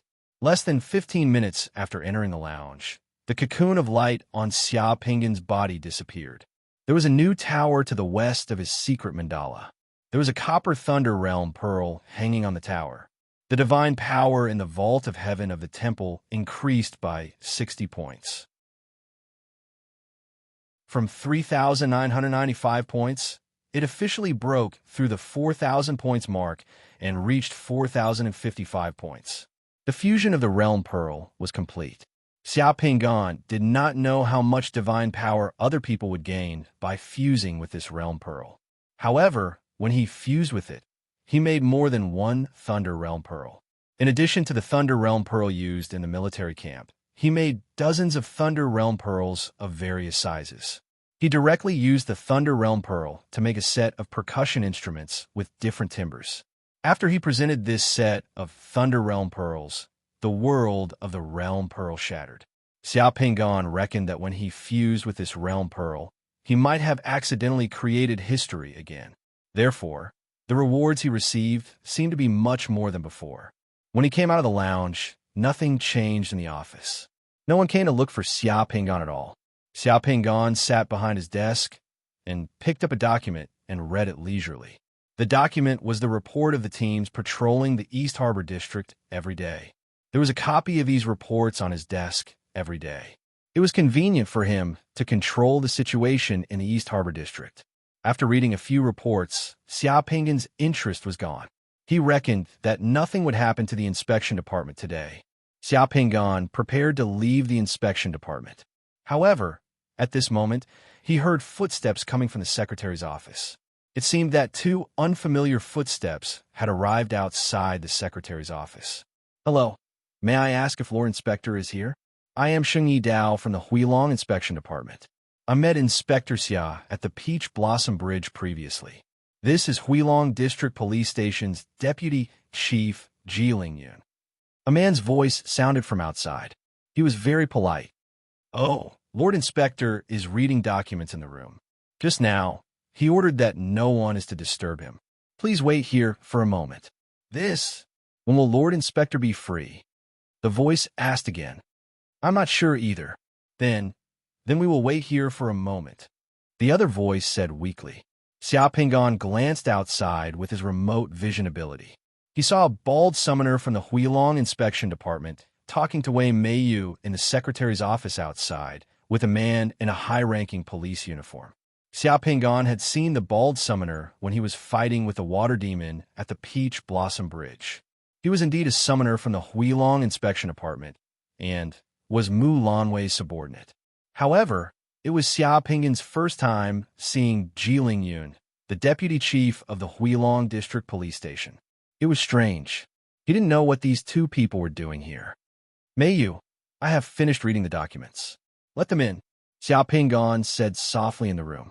His voice penetrated the secretary's office and resounded clearly in the ears of the three people. The three people in the secretary's office were slightly stunned. The two men looked at each other. Yes, Lord Inspector is free. Please come with me. Wei Meiyu led the two people to the door of Xiao Pingan's office and opened the door to let them in. The black dragon was at the door. When the two people saw the black dragon, they took a few extra glances. Especially Deputy Chief Ji. He paid more attention to the black dragon. I am Shengyi Dao from the Huilong Inspection Department. Greetings, Lord Inspector. Ji Lingyun, the Deputy Chief of the Huilong District Police Station. Greetings, Lord Inspector. The two people who entered Xiao Pingan's office bowed to Xiao Pingan respectfully. They had no choice. Xiao Pingan's previous deeds had been spread all over Shangjing City. He was too famous, so the two people had to be careful and polite. Xiao Pingan smiled and invited the two to sit down. May I know why the two of you are here? It's like this. Our Lord Inspector Mu asked me to borrow something from Lord Xia. What is it? The divine hound black dragon that Lord Xia summoned. Sheng Yidao said and glanced at the black dragon in the office. Borrow my black dragon? Xiao Pingan asked in surprise. With Sheng Yidao's explanation, Xiao Pingan understood that the young lady of a wealthy merchant's family in Huilong district had gone missing in the carriage when she went out shopping yesterday. She had just been found this morning, but she had been raped. The young lady who had been raped was unconscious, and all her memories of yesterday had been erased. When such a thing happened, the family was naturally incomparably sad and indignant. They also reported the case. The case was first transferred to the police station, and then from the police station to the inspection department. Because the young lady who had been victimized could not remember what had happened last night, after Mu Lanwei found out, she directly ordered her subordinates to let Sheng Yidao bring the deputy chief of the Huilong District Police Station to find Xiao Pingan and borrow the Black Dragon to solve the case.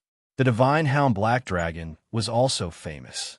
That Mu Lanwei really did not treat him as an outsider. She really let someone come and borrow the Black Dragon for him. Summoning the Black Dragon would also consume divine power. The deputy chief of the Huilong District Police Station, Jiling Yun, was good at observing people's expressions. He had been staring at Xia Pingan's expression. When Sheng Yidao finished speaking, Deputy Chief Ji immediately said, "That family is also a good gentleman in Huilong District.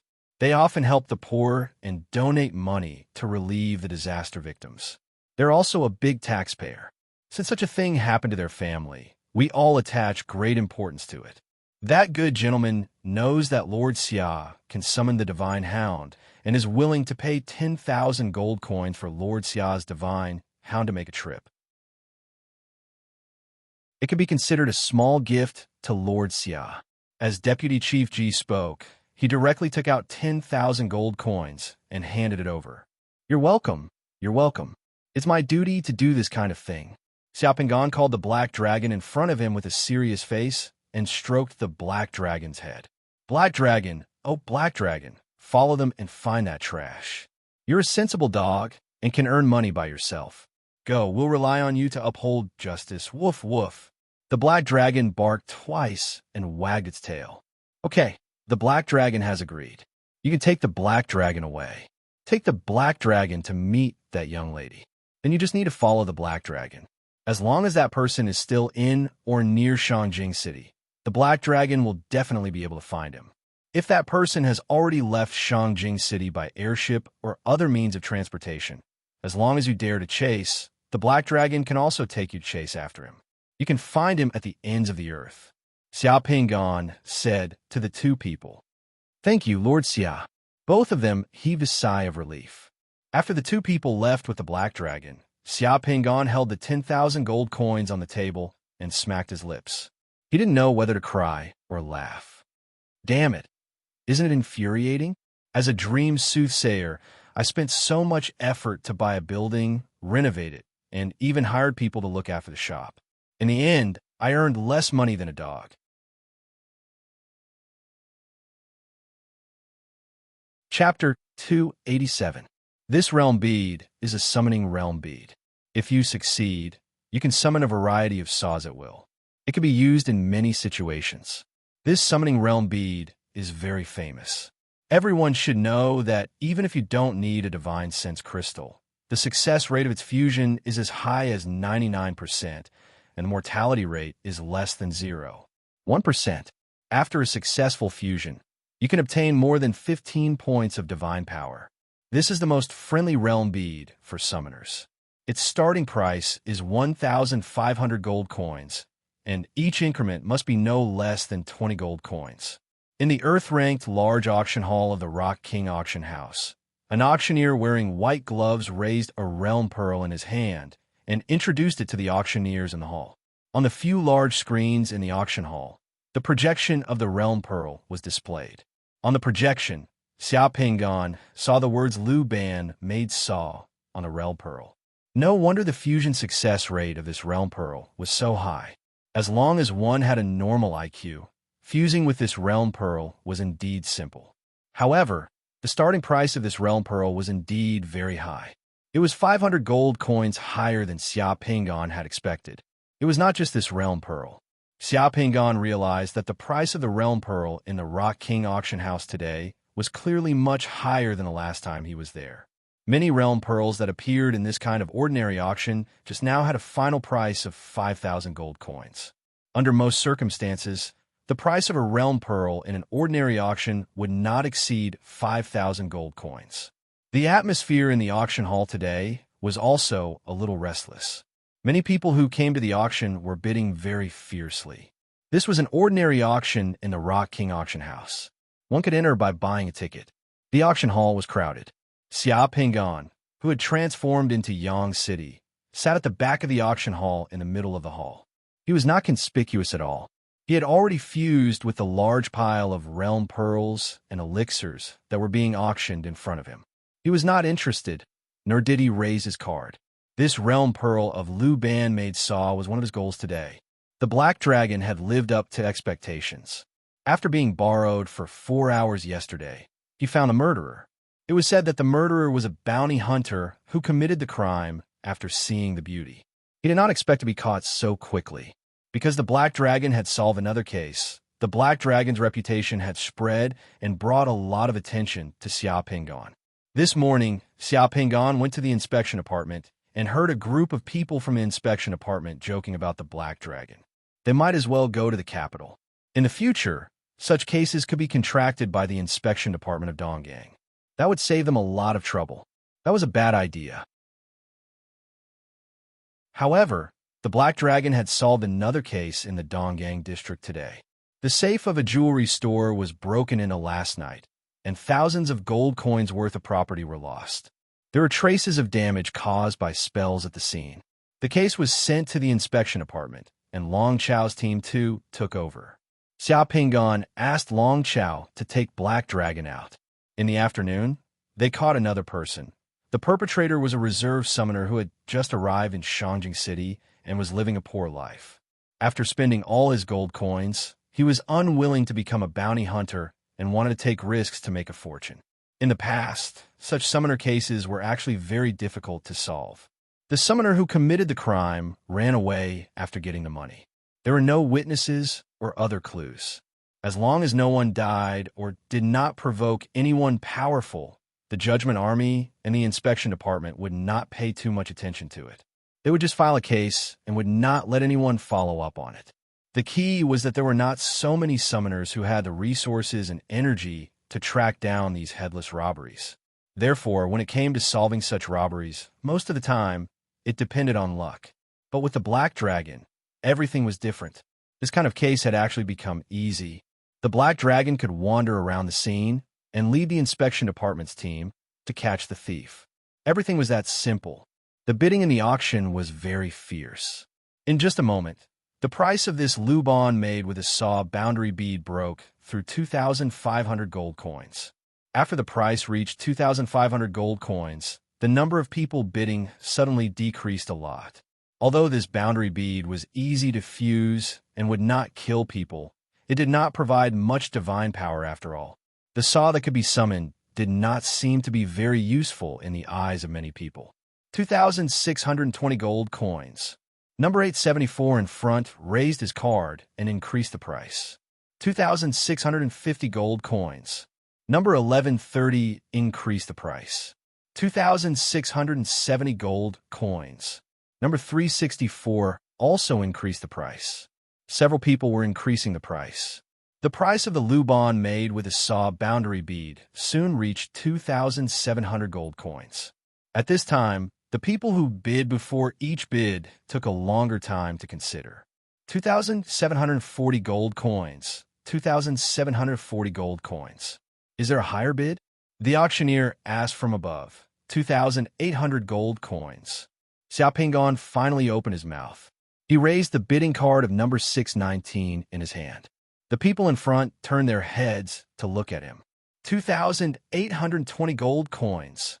Number 1130 thought for a moment and increased the price by 20 gold coins. 2,900 gold coins.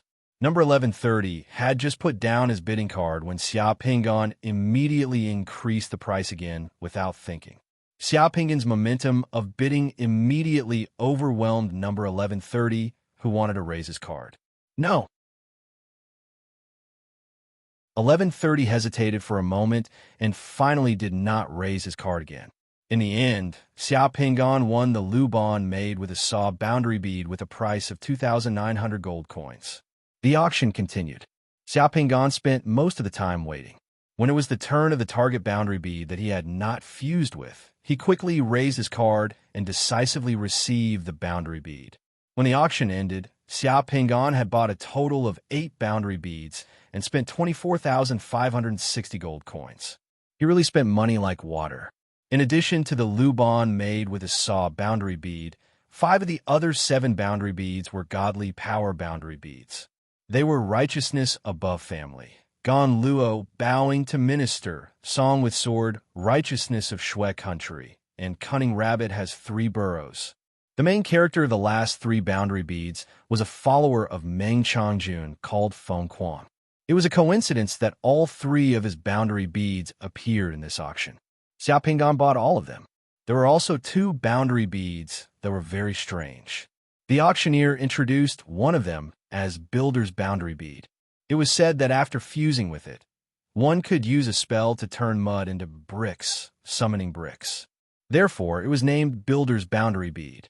Builder's Boundary Bead had a corresponding godly sense crystal, but there were very few godly sense crystals. Therefore, not many people could successfully fuse with this boundary bead. However, because there was no record of death, even if the fusion failed, the competition for this boundary bead was a bit fierce. The last boundary bead that Xia Pingan bought was a black box boundary bead. Summoners called it Pig's Head Boundary Bead because no one had fused with this boundary bead before. Moreover, the death rate of this boundary bead was very high. There was a vague pig's head in the boundary bead. Therefore, no one knew what this boundary bead was used for. They just called it Pig's Head Boundary Bead.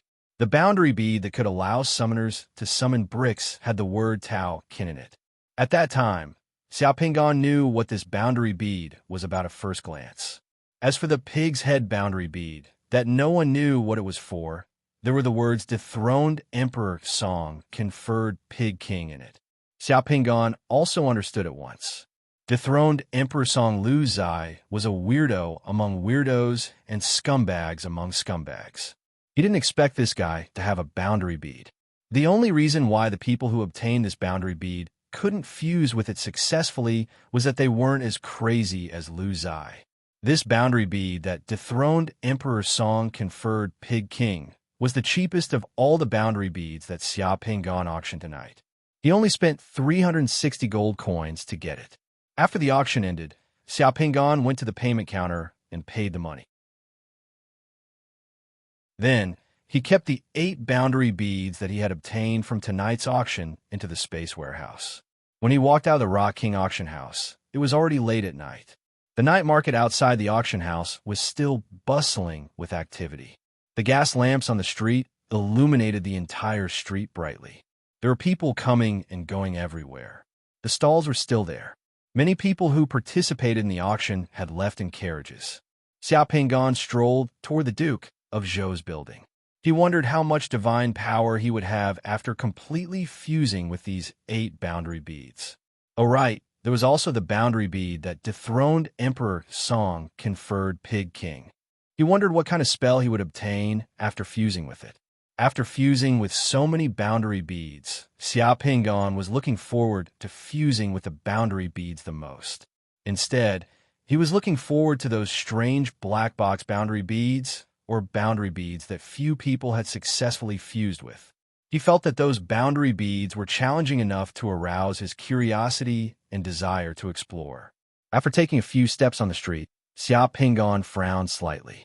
He felt that someone was following him. Xia Pingan didn't turn his head. He just used his remote vision ability to look behind him. He saw that there were 2 people sneakily walking in the crowd about 30 meters behind him. They were following him. Those 2 people seemed to have participated in the auction just now. However, they did not bid for anything. Instead, They left the venue after the auction ended and waited outside the auction house. When he came out, they quietly followed him. Damn it, could those two fellows have gone to the auction house to scout? He had bid for 8 boundary beads at the venue today. He had been very generous and had been targeted. Xiao Pingan was speechless. His current identity was Yang City. The summoner's aura he revealed was only at the One Sun realm. He did not expect to be treated as a fat sheep. Xiao Pingan sensed the aura of those two people. One was at the Two Sun realm, and the other was at the One Sun realm. No wonder those two fellows were so bold.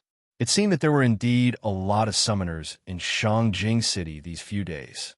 Now, there were many summoners strolling around the night market. There were men and women of all shapes and sizes. Many of them looked like they were new to this place. Everything they saw was new to them. The guy that Long Chao had captured with the Black Dragon had just arrived in Shangjing City a few days ago. Xiao Pingan gently patted his forehead. He had been paying attention to the Huang family, the Blood Demon Church, and the situation near the Eastport District's pier. He felt that he had neglected some of the changes in Shangjing City. These summoners would not gather in Shangjing City for no reason, right? Xiao Pingan walked in the night market. Those two people followed him unhurriedly. They hid in the crowd on the street and pretended to be shopping in the night market.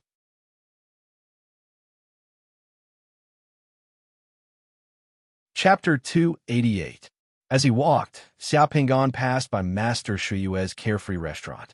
Outside Carefree Restaurant, it was still bustling with activity. A large number of carriages were lined up, and a group of rich people were waiting for Master Shuyue to interpret their dreams. Compared to Duke of Zhou's restaurant, which was deserted, Master Shuyue earned a lot of money every day at Carefree Restaurant. Not far from Carefree Restaurant, there was a mid-range restaurant called 100 Treasures Restaurant. It was still bustling at night with people coming and going. The restaurant's waiter was at the entrance welcoming guests. Xiao Pingan thought for a while and decided not to rush back. Instead, he walked straight to the restaurant. "Sir, how many people?" "1. "Sir, please come in." "1 VIP." The waiter called out in a drawn-out voice and welcomed Xiao Pingan inside. Then, another waiter came over. The first floor of the restaurant was full, so the waiter brought Xiao Pingan to the second floor, and each of them took a small table. 4 or 5 of your signature dishes will do, Xiao Pingan said directly. "All right, please wait a moment, sir." Restaurants love customers like Xiao Pingan the most. He wasn't picky, didn't lack money, and had a generous spirit. The two guys following Xiao Pingan saw Xiao Pingan enter the restaurant, but they didn't follow him in. Instead, they sat down at a tea house by the roadside and ordered a pot of tea. They waited like stray dogs guarding a rabbit. Soon, Xiao Pingan's dishes were served. 3 meals, a soup, and a pot of wine. It was an exquisite combination. There were many guests in the restaurant. Everyone ate and chatted while Xiao Pingan ate and listened. Many of the diners in the restaurant were bounty hunters and summoners from Shangjing City. He could get a lot of information from them. At 3 o'clock on Xiao Pingan's right, there was a table that was still empty. After a short while, 4 summoners arrived. There were 3 men and 1 woman, and each of them looked to be in their 30s or 40s. They were travel-worn and wore leather armor with knives and medicine pouches at their waists. They looked like they had been through a lot. As soon as the 4 of them sat down, they began to order and chat. "Elder brother, the night market of Tianyuan Bridge in Shang capital city really deserves its reputation. So many realm pearls are being sold openly. F*CK. If I had money, I would have bought that realm purifying bead. I've searched many places for that realm purifying bead. If we had that realm purifying bead, we would not have been poisoned by the scorpion." A bearded man said as he looked both admiring and regretful. F*CK. That realm purifying bead costs more than 1,200 gold coins. Plus the spiritual crystal, it would cost at least 3,000 gold coins. The purifying realm bead that the bearded man was talking about was actually the realm bead that he had used to offer a humble apology. After fusing with that realm bead, it could remove some of the mid to low-level toxins and some negative states in the body. Xiao Pingan had already fused with this realm bead before. 3,000 gold coins were a small number for Xia Pingon. However, it was a huge amount for many low-level summoners. All the treasures and realm pearls in the world converge towards places with more money and more people. Of course, there are many realm pearls in Capital City. But don't worry, second brother. We're here to make a fortune. As long as we carry out some tasks and get some realm pearls by selling them, it would not be difficult for us to earn 3,000 gold coins. We will make enough money for that realm pearl of purification sooner or later. The man called Elder Brother patted his second younger brother's shoulder.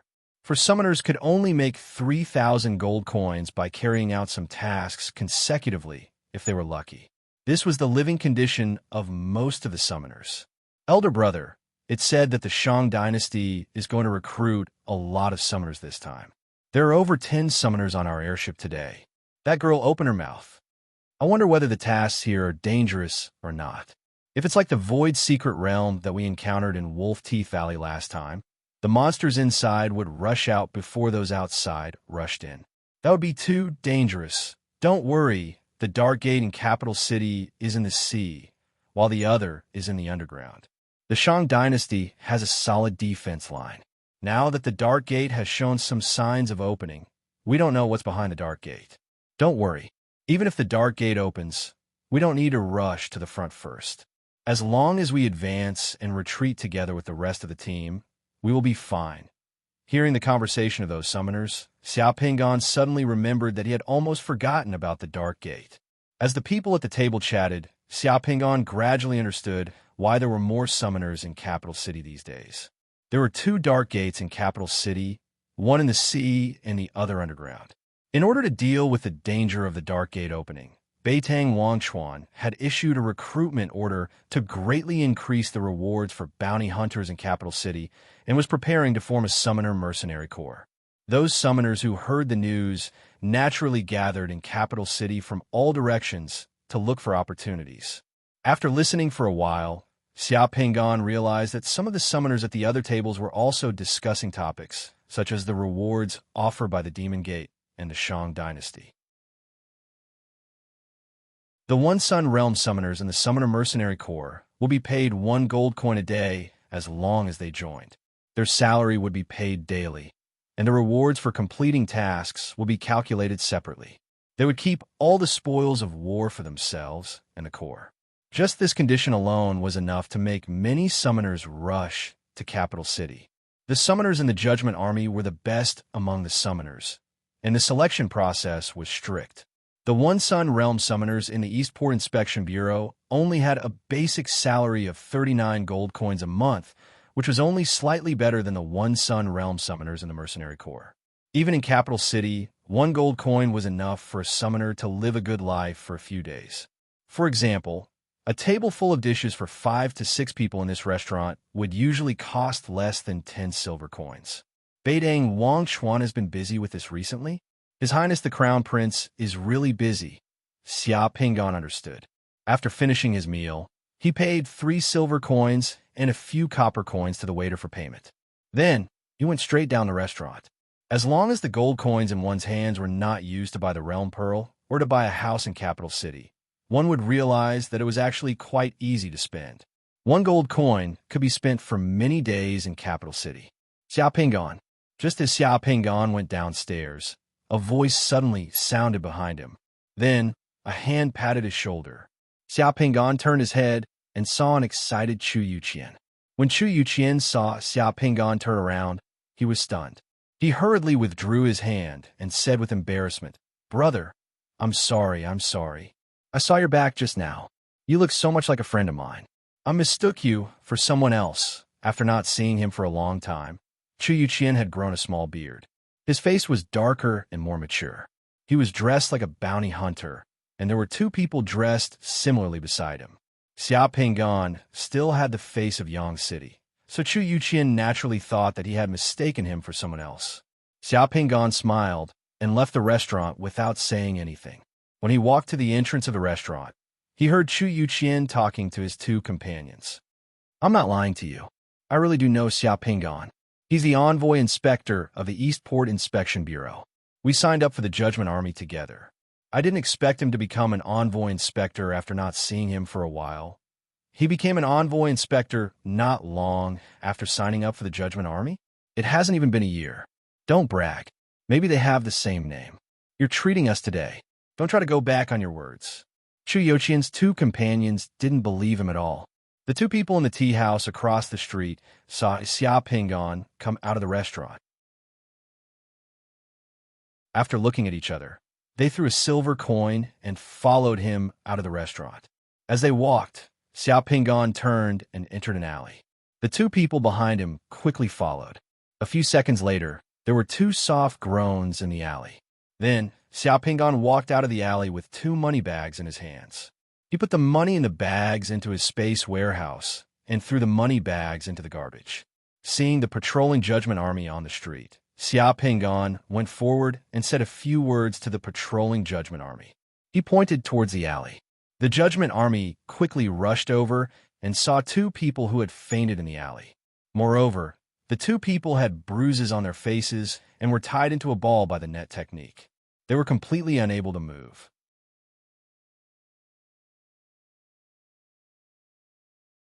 Chapter 289. These two little thieves, they didn't even know what kind of place Shangjing City was. How dare they scheme against him? Shangjing City was currently in need of summoners to do manual labor. Since they had offered themselves to him, Xia Pingon would fulfill their wishes. Xia Pingon naturally accepted the 20 to 30 gold coins that the two of them had with them. Duke of Zhou's building was a stark contrast to carefree restaurant's liveliness. Passers-by would occasionally take a look, but the signboard at the entrance of Duke of Zhou's building that read, 100 gold coins for a dream. No bargaining was enough to scare people away. Xia Pingon walked into Duke of Zhou's building. The woman guarding the shop was so bored that she was about to doze off. Seeing Xia Pingon return, the woman stood up in a fluster. However, she accidentally dropped the book that she had placed on her knees. Xia Pingon looked at the book. It seemed to be a ghost novel that was popular in the Shan dynasty. This was something that ordinary people used to pass time. "Greetings, young master."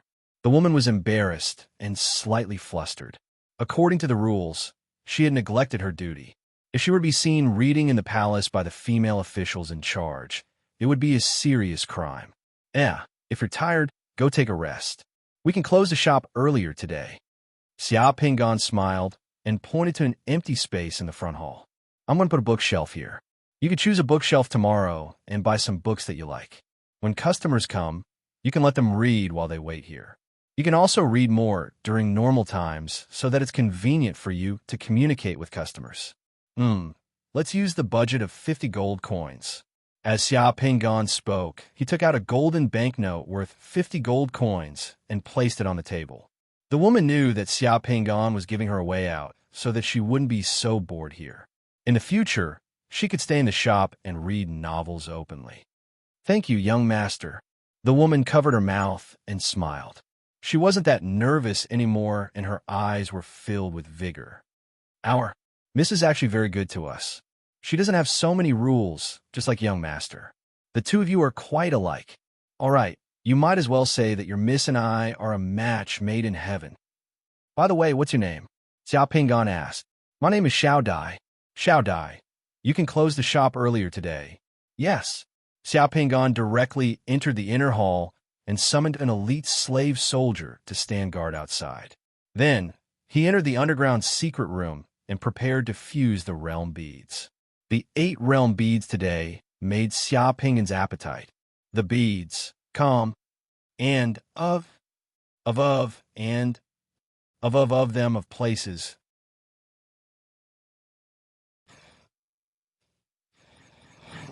The 8 realm beads of different colors flashed with a deep glow in the dark secret room. In Xia Pingon's eyes, they were very cute. Xia Pingon started from easy to difficult. He picked up the realm bead of loop band-made saw and began to fuse it with his blood. In the blink of an eye, Xia Pingon was wrapped in a green cocoon of light. However, the cocoon of light did not last for long. In less than 5 minutes, the cocoon of light shattered. Xia Pingon opened his eyes. The realm bead had been successfully fused. Lu Ban and the realm bead went to the mountains to cut down trees. He did not expect that his finger would be cut by the jagged leaves. Lu Ban got inspiration from the jagged shape of the leaves. After returning, he made a saw, making it easier to cut down trees and process wood. Xia Pingan created a saw and sawed off a section of the tree trunk. The realm pearl had successfully fused with it. The realm pearl's world had shattered, and Xia Pingan didn't even have the chance to create something else to try to break through. Lu Ban made saw. In addition to giving Xia Pingan the ability to summon a saw, it only gave Xia Pingan 10 points of divine power. After the fusion, the upper limit of Xia Pingan's secret mandala reached 4,065 points. Then, Xia Pingan fused with the realm bead of Lu Ban made saw. The story of Luing Gong was very simple. Many people were familiar with it. This story was about the 4th year of Duke Wei's reign. In order to kill Duke Huan, Duke Wei Zhou, he had no choice but to kill his own son, Shi Ho. In the realm beads world, Xia Pingan became Duke Wei's Shi Shao. Then, step by step, he fused with the realm bead perfectly. When the light cocoon on Xia Pingan's body shattered, it took less than 20 minutes. This realm bead gave Xia Pingan 30 points of divine power. Song with a sword, Shui country's righteousness, and a cunning rabbit has 3 burrows. These 3 realm beads all told the story of Meng Changjuan's guest, Feng Kuang. Feng Kuang could be considered the representative of the guest of that era. These 3 realm beads were very easy to fuse. Xia Pingan directly fused all 3 realm beads in one go. The total time taken to fuse all 3 realm beads was only 40 minutes. These 3 realm beads gave Xia Pingan 90 points of divine power. After fusing with these 3 realm beads, Xia Pingan's divine power limit reached 4,185 points. Every time his divine power increased, Xia Pingan's body would also have a chance to undergo divine power infusion. After going through the divine power infusion, Xia Pingan's physique would unknowingly improve. This was also the strength of summoners. The 6th realm bead that Xia Pingan fused with was the realm bead Tao Can. Tao Can was a famous minister of the Eastern Jin dynasty. During the Eastern Jin dynasty, the aristocratic families were unrestrained and unrestrained. Each of the so-called famous scholars were proud of being unconventional. Tao Can's down-to-earth style was a true stream of purity. Tao Can had done a lot of things, but when the summoner introduced that this realm pearl could use divine power to refine earth into bricks, Xia Pingan was a little speechless. Tao Can and bricks were fated because Tao Can wanted to train his body and willpower. He also sympathized with the people and didn't want to waste money and food, so he got himself a pile of the cheapest bricks in the place where he lived. Morning and night, he would move a pile of bricks around. Tao Can could be considered the first famous person to move bricks since ancient times. Other than moving bricks, Tao Can actually had many other deeds. Xia Pingan didn't understand why this realm bead only provided one spell. Was it because the time in this realm bead was too short? Once he finished moving bricks, the realm bead would shatter? Or did other people not know that Tao Can had other achievements? If the latter was the case, then it was most likely that the person who fused with the realm bead might not know as much as he did. Therefore, the result was that the person who fused with the realm bead only knew how to carry bricks and didn't know anything else. In the end, there was only one spell that was obtained. It was definitely possible that the so-called spiritual wool crystal didn't record anything perfect in Xia Pingan's eyes. Perhaps I could try to make a breakthrough with this realm bead and see what the limit of this realm bead is. Xia Pingan held the realm bead Tao Can. His eyes flashed as he muttered to himself. Then he began to fuse with it. As Xia Pingan fused with another drop of blood, Xia Pingan was surrounded by a colorful cocoon of light in the secret chamber. Xia Pingan opened his eyes and found himself sitting in a carriage. The carriage was traveling on the road outside the city. Behind his carriage was a group of soldiers on horseback. This entourage was the honor guard of the provincial governor. It was very awe-inspiring. The scorching sun hung high above his head, and the chirping of cicadas could be heard everywhere on the road. There was an endless stream of people on the road. When they saw the provincial governor's convoy, they all paid attention to them. It was already the end of summer. The convoy was traveling outside the city. Along the way, one could see patches of paddy fields by the roadside. The paddy fields were growing well and had already formed ears. If an ordinary person fused with this realm bead, they wouldn't feel anything when they saw such a scene. They wouldn't even know where they were. However, when Xia Pingan saw the unripe paddy fields by the roadside, his heart was moved. He suddenly remembered something that Tao Kin had done before. Would a person holding an ear of paddy appear on the road? Xia Pingan said in his heart. He couldn't help but look at the roadside outside the carriage. The carriage was moving on the road. Suddenly, a figure entered Xia Pingan's eyes. It was a pedestrian on the road. That person was a man in his 30s. As he walked, he held a handful of unripe rice in his hand. F*CK, it's you. When the convoy arrived in front of that man, Xia Pingan suddenly shouted, "Stop!" Tao Can's voice was deep and dignified. As soon as he said the word "stop," the carriage stopped at once. Xia Pingan directly got off the carriage. When the passers-by saw Xia Pingan get off the carriage, they were all startled. After getting off the carriage, Xia Pingan directly came in front of that man who was holding an ear of paddy. Provincial governor. That man was already scared silly. He didn't understand why the provincial governor would stop the carriage and directly come in front of him. "Where did you get the ear of paddy in your hand?" Xia Pingan directly asked that man. "I saw on the road just now, so I casually grabbed it." That guy answered honestly, trembling with fear. There were paddy fields on the roadside. That man's hands were itchy. As he walked, he grabbed a handful of paddy and swung it around in his hand. Xia Pingan was furious. He pointed at the man's nose and scolded, "Bastard, the rice in your hands is grain that hasn't grown yet. What's the difference between you and a thief if you want to take it without asking? For the rice to grow so big, it needs manpower to cultivate it. It needs rain and dew from the sky, and it needs fertile soil to grow. Every grain of rice contains the good fortune of heaven, earth, and man. You can destroy it casually, and you're wasting other people's hard work and grain. Do you know how many people starve to death because they can't eat grain? Men, tie him up." A few ferocious followers came over and tied up the guy whose face was pale with fright. That guy thought that he was going to be beheaded and almost wet himself. "Bring me a whip." Xia Pingan stretched out his hand, and someone brought him a whip. Xia Pingan took the whip and whipped that person more than 10 times. He didn't use too much strength and only let that person suffer some physical pain. That person was whipped until tears and snot flowed down. He cried loudly and admitted his mistake, saying that he didn't dare. Only then did Xia Pingan stop. Seeing the provincial governor whipping that guy on the roadside for an unripe ear of paddy, those onlookers all cheered for him. After whipping that guy, Xia Pingan had his subordinates release him.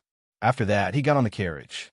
After experiencing this event, Xia Pingan had been sure that the potential of this realm bead had not been discovered by those who had integrated it before. When the fleet returned to the provincial governor's mansion, they found that the backyard of the provincial governor's mansion was empty. There were only flowers and grasses. However, there was no equipment for exercising. Xia Pingan directly ordered people to carry a cart of bricks here and put them outside the gate of his study room. After that, they would carry that cart of bricks from the study room to the garden every morning. In the evening, they would carry those bricks from the garden to the study room. After a few days, the news that the provincial governor liked carrying bricks had spread over the city.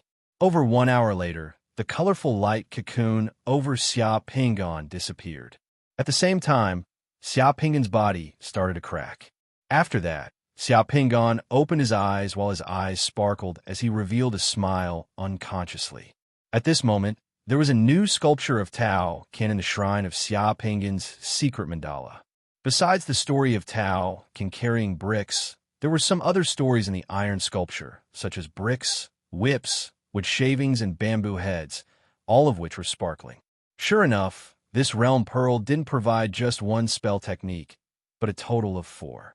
Aside from the earth to brick spell technique, this realm pearl also provided 3 other secret techniques. What made Xia Pingan the happiest was that this realm pearl could actually allow him to summon a long whip.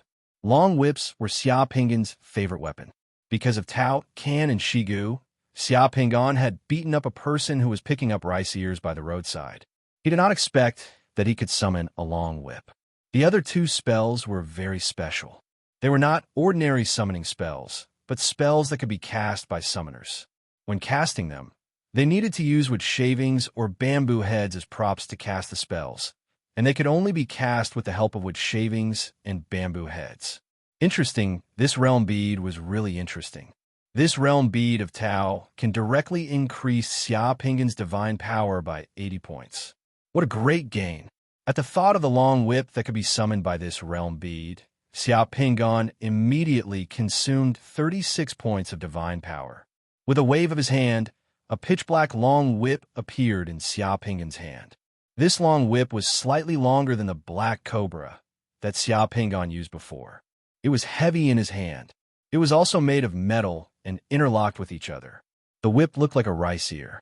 On the handle of the whip, there were 3 small words, Tri-Talent Whip.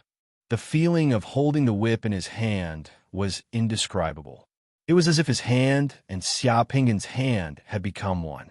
When Xia Pingan's hand moved slightly, the black whip whizzed out of the secret room. It created a few snake-shaped whip flowers in the air. The speed of the whip instantly broke through the sound barrier and exploded in the air, causing the entire underground secret room to rumble. Not bad, not bad.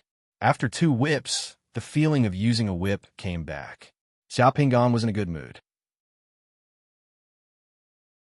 There were still 2 realm beads left. When Xia Pingan was about to fuse them, Xia Pingan suddenly frowned and stopped. With a wave of his hand, the remaining 2 realm beads were stored in Xia Pingan's space warehouse.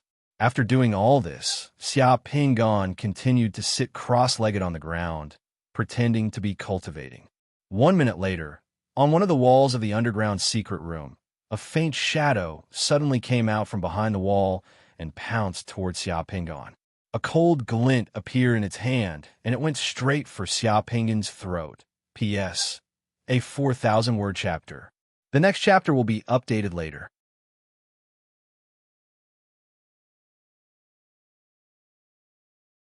Chapter 290. The figure was sharp, ferocious, and as fast as lightning. It moved silently. Most importantly, how many people could have imagined that someone would come out of the wall of the underground chamber? Xia Pingan's eyes suddenly opened. The Tri-Talent Whip that he had just summoned was like a startled snake when the figure flew out of the wall. It shook violently and let out an ear-piercing shriek. It flew out from where he was and broke through the sound barrier in an instant, thrusting towards the figure's head. The whip instantly pierced through the figure's head. Just when Xia Pingan thought that the figure's head would explode, the figure instantly split into 2 and continued to rush towards Xia Pingan. Xia Pingan was shocked. He thought that the figure was a human, but when the whip pierced through the figure's head, he felt that the figure was not a human, but a summoned creature. The dagger in one of the figure's hands glinted coldly like a meteor as it went straight for Xia Pingan's throat. The other figure waved its hand, and 2 poisonous pythons more than 10 feet long formed from twisted black smoke rushed towards Xia Pingan from 2 different directions. This method, this adaptability, it was strange, vicious, and sinister.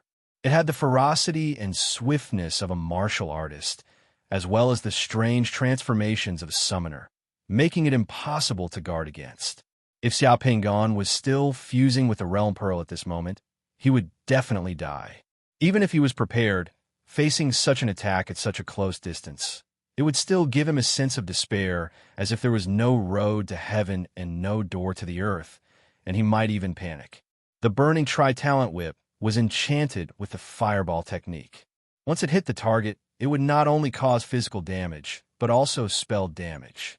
A fierce battle broke out in the secret chamber. As Xia Pingan's Tri-Talent Whip burned, the temperature of the entire secret room rose rapidly. In an instant, the entire secret room was filled with a dazzling red light. The 2 vipers instantly entangled the 2 tigers, and the 2 tigers fiercely bit the vipers' necks. The four summoned beasts suddenly rolled together on the ground of the underground chamber, smashing the granite walls and sending gravel flying everywhere. Feeling the terrifying power of the three-pronged whip behind him, the black figure with the dagger lowered his body and directly passed under the long whip. He rolled close to Xia Pinggan's body and prepared to cut open Xia Pinggan's stomach. Another black shadow pointed at Xia Pinggan. At the same time, the light of the painted ground prison flickered under Xia Pinggan's feet and was about to trap Xia Pinggan. At the same time, Xia Pinggan jumped up from the soft couch and floated in the air. At the same time, he pointed at the two black shadows. On the ground of the secret chamber, two more painted ground prison rings appeared, trying to trap the two black shadows. In this narrow space, the two sides had the same idea of fighting.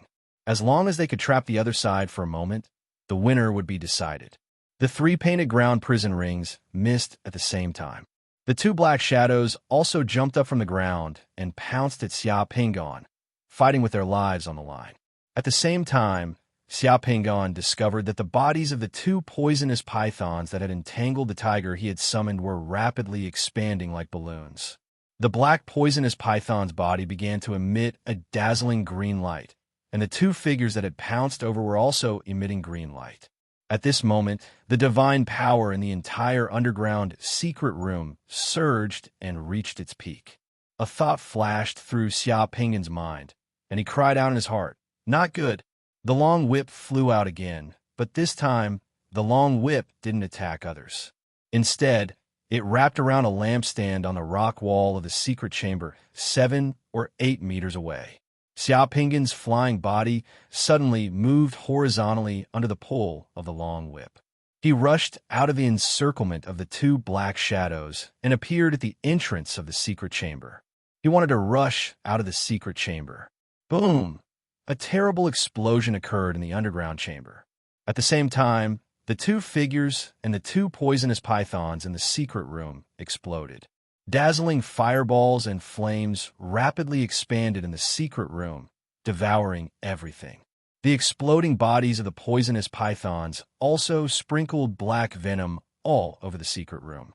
Along with the flames, there was no blind spot in the secret room.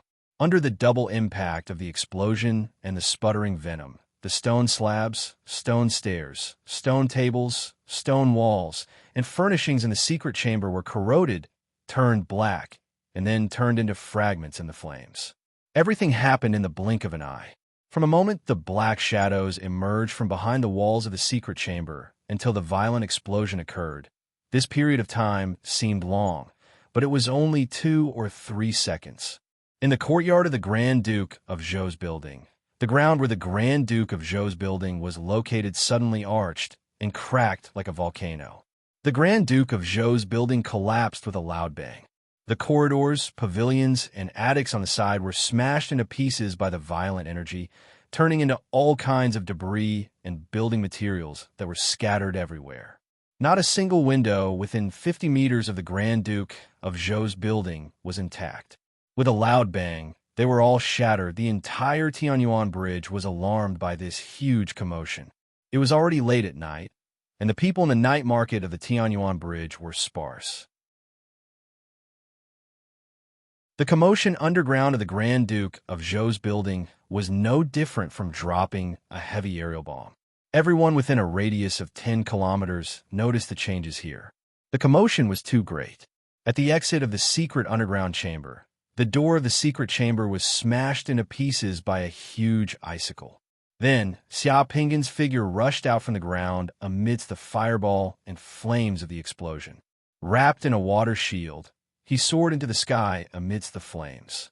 When Xia Pinggan's figure reached the highest point and was about to land on the ground, a strange person wrapped in a black robe appeared below Xia Pinggan's feet and threw a pitch-black object at Xia Pinggan. In an instant, the sky within a radius of several hundred meters was filled with blood-red flames and lightning. Like a huge blood-red umbrella, it enveloped Xia Pinggan, who had just flown into the air. The terrifying void divine thunder exploded in the sky.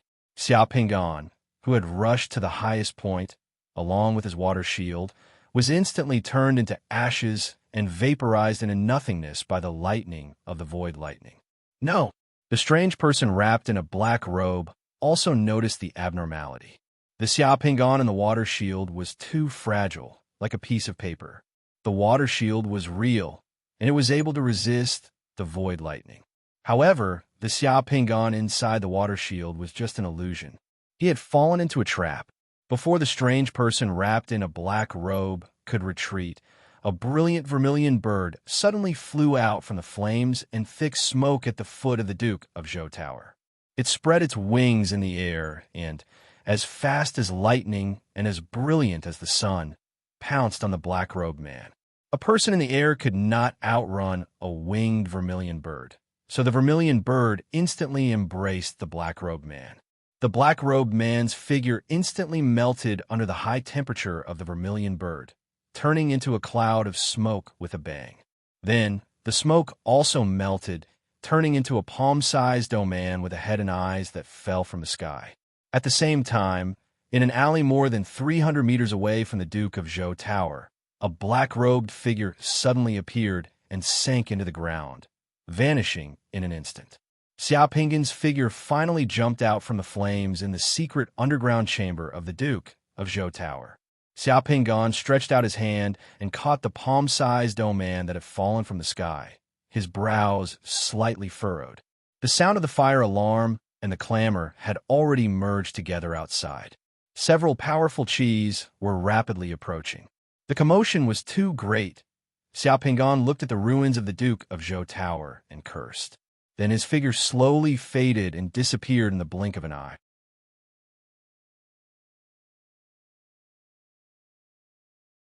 Chapter 291. At daybreak, the Duke of Zhou's building had already been reduced to a smoking ruin. It was as if the entire Duke of Zhou's building had experienced a catastrophe. The terrifying crater where the secret chamber beneath the Duke of Zhou's building had once been was like the crater of a cooling volcano. The entire courtyard, the entire Duke of Zhou's building, and the buildings inside had all been smashed to pieces, collapsed, and then burned to ashes. Not even a blade of grass was left. Amidst the broken bricks and tiles, a few smoking logs were still recounting the horror of last night. The streets were dripping wet, and there were traces of the fire being put out everywhere. The police had already set up a cordon, and there were still several stern-looking policemen maintaining order. The passers-by were curiously sizing up the place, completely clueless as to what had happened, but no one dared to stay and watch the show. The buildings next to the Duke of Zhou's building had more or less been affected. When the first rays of the morning sun shone in the ruins of the Duke of Zhou's building, a black carriage bearing the insignia of the Judgment Army drove over from the distance and stopped beside the cordon. The driver alighted and opened the door. Xiaopingan, who had changed into a black coat and returned to his original appearance, was the first to alight from the carriage with the judgment scepter in hand. After alighting, Xiaopingan did not walk far. Instead, he stood beside the carriage and extended his hand, respectfully helping the elderly priest Baizhu alight from the carriage. Priest Baizhu was still dressed in a long white robe. As a God's chosen priest of the Judgment Army, Priest Baizhu's entire demeanor seemed awe-inspiring and inviolable. This was the second time Xiaopingan had interacted with Priest Baizhu. The last time Xiaopingan had entered the Judgment Army, it was also Priest Baizhu who had been in charge of the blood-questioning heart test. In the end, it was also Priest Baizhu who had recommended Xiaopingan into the Shadow Squad. When Xiaopingan left last night, he did not go anywhere else. Instead, he went straight to the Judgment Army's main camp, because that was the safest place. The assassination last night was strange, terrifying, unpredictable, and dangerous. Xiaopingan didn't even know who the assassin was, but he was sure that his identity in Yang City had definitely been exposed. The person who assassinated him was targeting Xiaopingan and not Yang City. Yang City stood aloof from worldly affairs and did not provoke any enemies or karma in Shangjing City. He was the only one who had many enemies in Shangjing City. Now, the people who wanted his life the most were the Blood Demon Church, the Huang family, and possibly the garrison army he had offended, or people like Yao Yuchong and Li Chaoming. However, Xiao Pingan felt that Yu Chong and Li Chaoming did not have the ability to do so. They also lacked the guts. Then who was it? The assassin's timing of the assassination of Shangjing's attack was terrifying. If he did not figure this out, Xiao Pingan knew that assassinations would probably come one after another. It would be difficult for him to have peace. During the assassination last night, Xiao Pingan's life was hanging by a thread. He had lingered on the edge of life and death 3 times. The first time was during the assassination. At that time, if Xiao Pingan was still integrating with the Realm Pearl, he would definitely die. The second time was when the explosion occurred in the secret chamber. At that time, if Xiao Pingan had not handled it properly, he would also have died. The third time was when Xiao Pingan rushed out of the secret chamber. If he had not foreseen the killing intent outside and instead set up a plan to break the situation, he would probably have been smashed into pieces and buried in the void. Last night, when the assassination occurred, Child of Fortune was not by Xiao Pingan's side.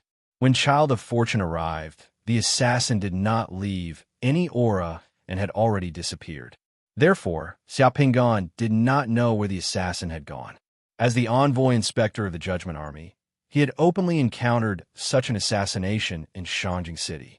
The Judgment Army could not ignore this matter and could not ignore it. Therefore, Xiao Pingan directly went to the Judgment Army to complain. This was the advantage of being organized. He did not have to shoulder everything by himself. When necessary, he could ask for help from the organization. As a result, Lin Yi directly sent Priest Bai Zhu to accompany Xiao Pingan to investigate the scene. As the chosen god priest of the Judgment Army and the Dark Battle God cult, Priest Bai Zhu's ability was extremely mysterious to the outside world. Even Xiao Pingan did not know what ability this old man had to be able to make Lin Yi entrust him with the investigation of the assassin. Priest Bai Zhu gently held Xiao Pingan's hand and got off the carriage. As soon as he got off the carriage, Priest Bai Zhu closed his eyes and took a deep breath of the air here. He sighed softly. What a strong aura of the divine void thunder. After saying that, Priest Bai Zhu glanced at Xiao Pingan and nodded gently. You are really lucky to still be alive. The power of the divine void thunder is something that few below the 7 sun realm can resist. Even iron and stone would be instantly turned into dust. Some powerful divine void thunder can even be annihilated by experts of the 9 sun realm. What exactly is the divine void thunder that you're talking about? Why is it so powerful? Xiao Pingan asked modestly. He really did not know what the divine void thunder was, but based on the principle of being responsible for his own life, Xiao Pingan was not ashamed to ask. The divine void thunder is just a remnant consciousness. Priest Bai Zhu said as he walked past the police cordon and stepped over the broken bricks and wood on the ground. He walked toward the inside of the Duke Zhou building. Xiao Pingan supported him with an arm, looking like a well-behaved disciple of the younger generation, afraid that Priest Bai Zhu would fall. Priest Bai Zhu smiled and waved his hand. Don't help me. I'm not that old. Haha, sorry to trouble you to come here again for me. You're a treasure in the Judgment Army. If you get hurt, I can't afford it. Xiao Pingan also smiled. What is the remnant consciousness of the divine void thunder that you're talking about? That's too terrifying. That's the remnant consciousness of deities. Deities would also fight with each other. There would also be anger and killing intent.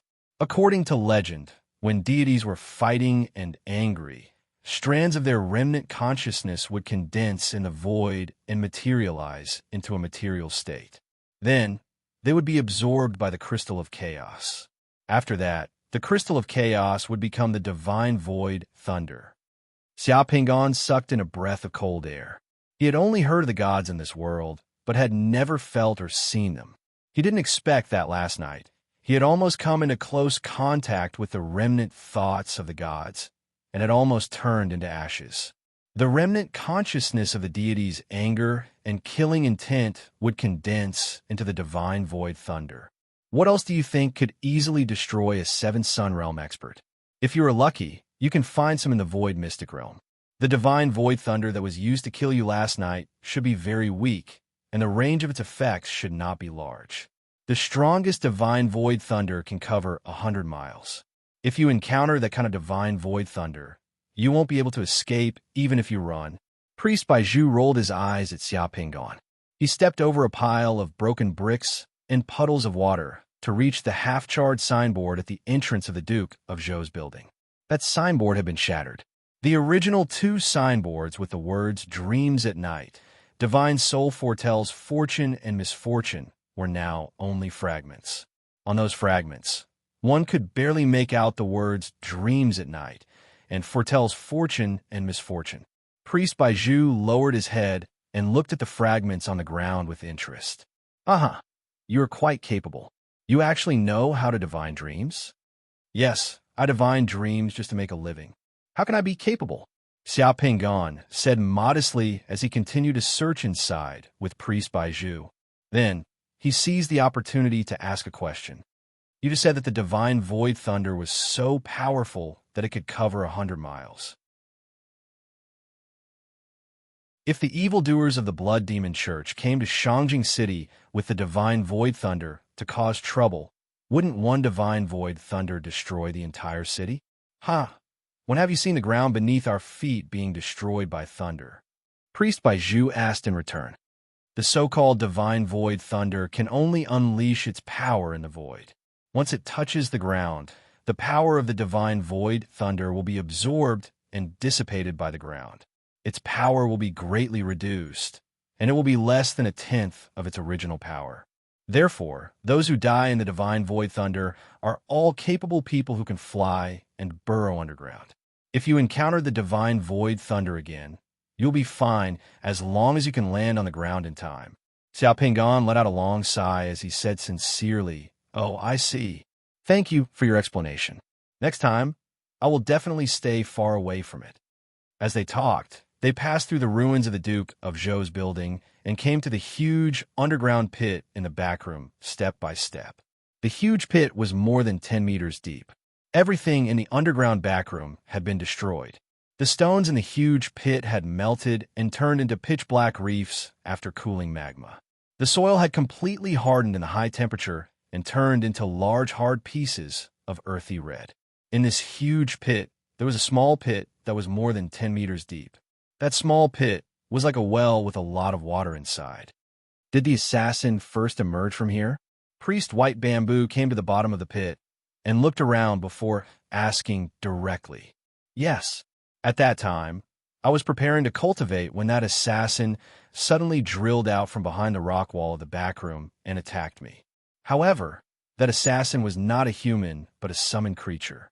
Under my attack, that assassin even split into 2.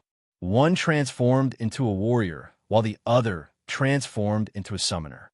Later on, it directly exploded in the underground backroom. It was my first time encountering such a summoned creature. I wonder what kind of realm pearl could summon such a thing. Drilled out from behind the wall and exploded. Interesting." As Priest White Bamboo spoke, he moved his hand and a soul crystal ball appeared in his hand. Priest White Bamboo held the crystal ball and walked around the huge pit as if he was inspecting a crime scene. He muttered some strange words that only he could understand. Black fog rolled in the crystal ball, and slowly, a blurry figure appeared in the black fog. That figure was very similar to the figure that Xia Pingon had encountered in the underground backroom last night. It was also holding a dagger. However, there were some strange, colorful lines rolling and changing around that figure's body. The one who attacked you in the backroom was an assassin summoned by the assassin's realm pearl. Priest White Bamboo stared at the crystal ball in his hand as he asked Xia Pingon.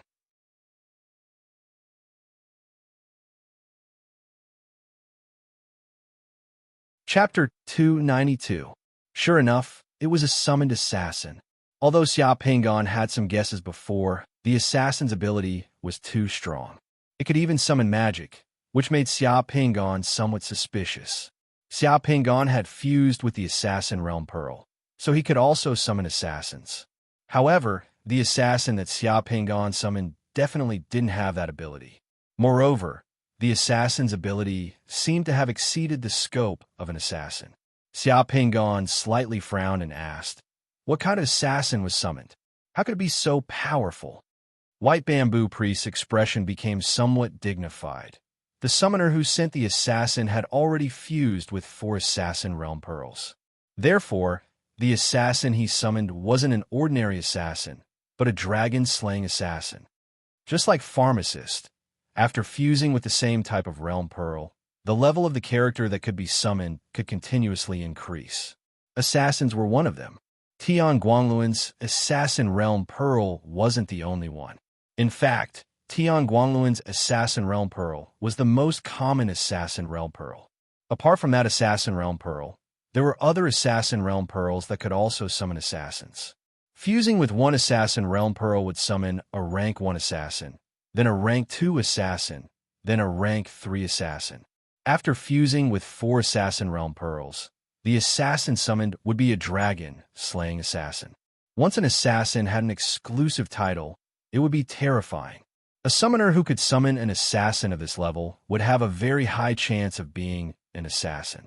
This was what they meant by specialization. Xiao Pingan's expression also became serious. You mean that the summoner who wanted to take my life last night was a professional assassin and killer? Priest White Bamboo nodded. That's right, and it's not an ordinary assassin or killer. That person's use of summoning assassins has reached the acme of perfection. He has reached a realm where he can fuse it with other summoning techniques. In addition to summoning the dragon-slaying assassin, he also bestowed the dragon-slaying assassin with an earth elemental escape technique, a flame explosion technique, and a summoner's projection. With these 3 techniques, the dragon-slaying assassin he summoned could enter the secret room through the earth elemental escape technique, as well as clone himself, perform summoning techniques, and finally explode. With such a combination of assassination techniques, even a 5-sun realm or 6-sun realm summoner might not be able to survive. You're extraordinarily lucky to have survived. Even I want to ask you, when there was an explosion in the secret room, there was also the divine void thunder outside, one inside and one outside waiting for you. Under such a dangerous situation, how did you survive? How did you survive in such a situation? This was the second time that Priest White Bamboo had said that Xia Pingan was lucky. In the view of White Bamboo Priest, it was indeed inconceivable that Xia Pingan could survive from such a murderous situation. If it were other people, they could avoid one, but they could not avoid the second. They would have died long ago, but Xia Pingan did not lose a hair. Xia Pingan pointed to the small pit in the big pit in the secret room with a wry smile. When the explosion happened, I used the digging technique to dig a deep pit here. I hid in the pit and used the water shield to protect my body. Then, I used the fire beacon trick illusion to strengthen the water shield and rushed out of the underground secret room to detonate the ambush outside. Finally, I counterattacked after that person appeared, but I didn't expect that he would escape far away. Hearing this, Priest White Bamboo shook his head and sighed. It was too dangerous. Luckily, you were still clear-headed at that time and grasped this slim chance of survival. Elder, take a look. This is something left behind by that person before he escaped. I wonder what kind of spell it is. Xiao Pingan said. He moved his hand and took out the masked man and handed it to White Bamboo Priest. Priest White Bamboo took the masked figure and took a look at it. This is the masked figure of a substitute puppet. Substitute puppet is a rare summoning skill, which needs to be performed with the help of these magical items. Without this thing, that person might have been severely injured or killed by you. Holding the masked man, Priest Baiju stared at the crystal ball in his hand. A masked man appeared in the crystal ball and pointed to a direction. Priest Baiju then walked out of the deep pit of the Duke of Zhou building and led Xia Pingan towards the direction pointed by the masked man in the crystal ball. Finally, they came to an alley more than 300 meters away. The masked man in the crystal ball slowly dissipated. That person disappeared here last night. Can you locate that person's chi from this thing? I can't. Priest White Bamboo shook his head and looked at the masked figure. Once this substitute puppet skill is used, all the chi on it will be completely annihilated. Only a very faint divine power imprint will be left behind. Is that person from the Blood Demon Church? How many people from the Blood Demon Church have disappeared in Shangjing City? Could it be them? Xiao Pingon asked. Priest White Bamboo stared at his crystal ball. After a while, he shook his head. It's not someone from the Blood Demon Church. That person's body and the divine power imprint on this mass figure do not have the chi of the Blood Demon Church. The Blood Demon Church can be eliminated. It should be someone else who wants your life. At this point, Priest White Bamboo put away the crystal ball in his hand and looked deeply at Xiao Pingon. That person is already at the Sixth Sun Realm.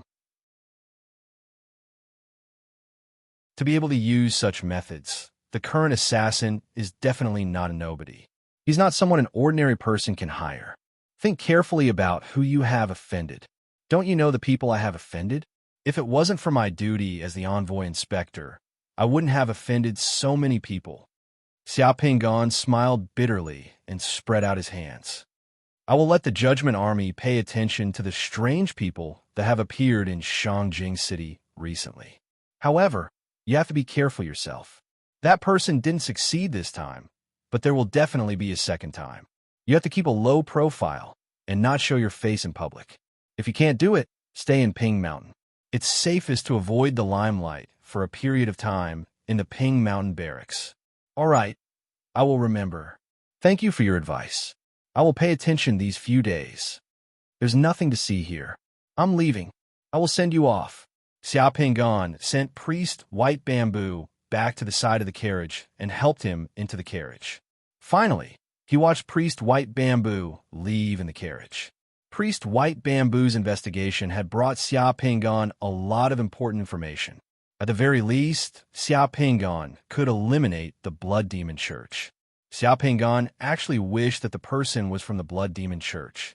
If that person was from the Blood Demon Church, it would at least mean that the Blood Demon Church had already made a move on him. He didn't have that many enemies in Shangjing City. After taking one last look at the ruins of the Duke of Zhou building, Xiao Pingon shook his head.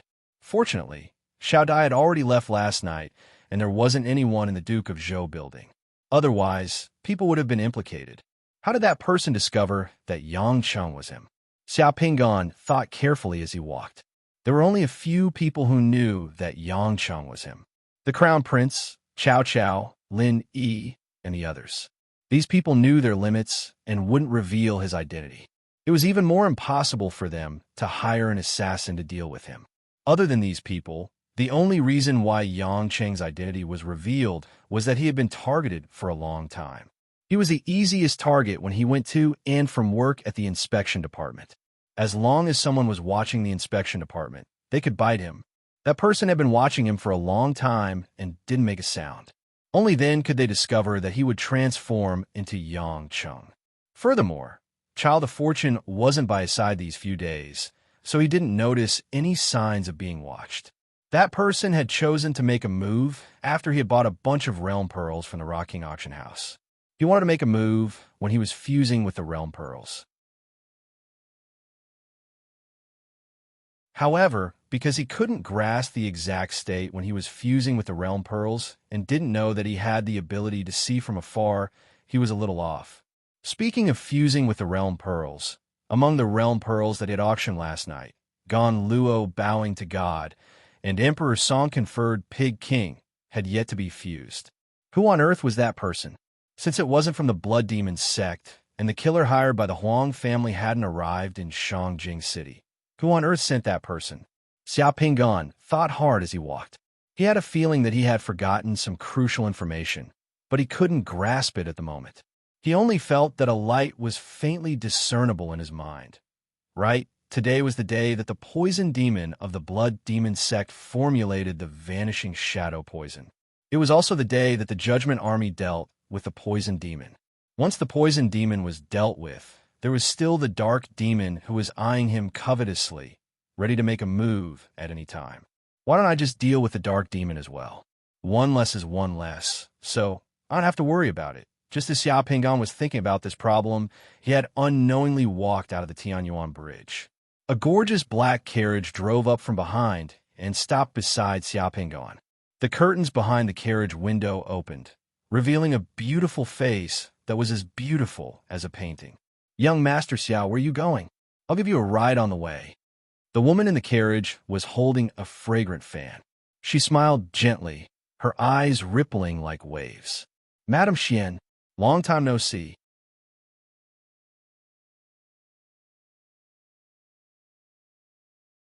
Chapter 293.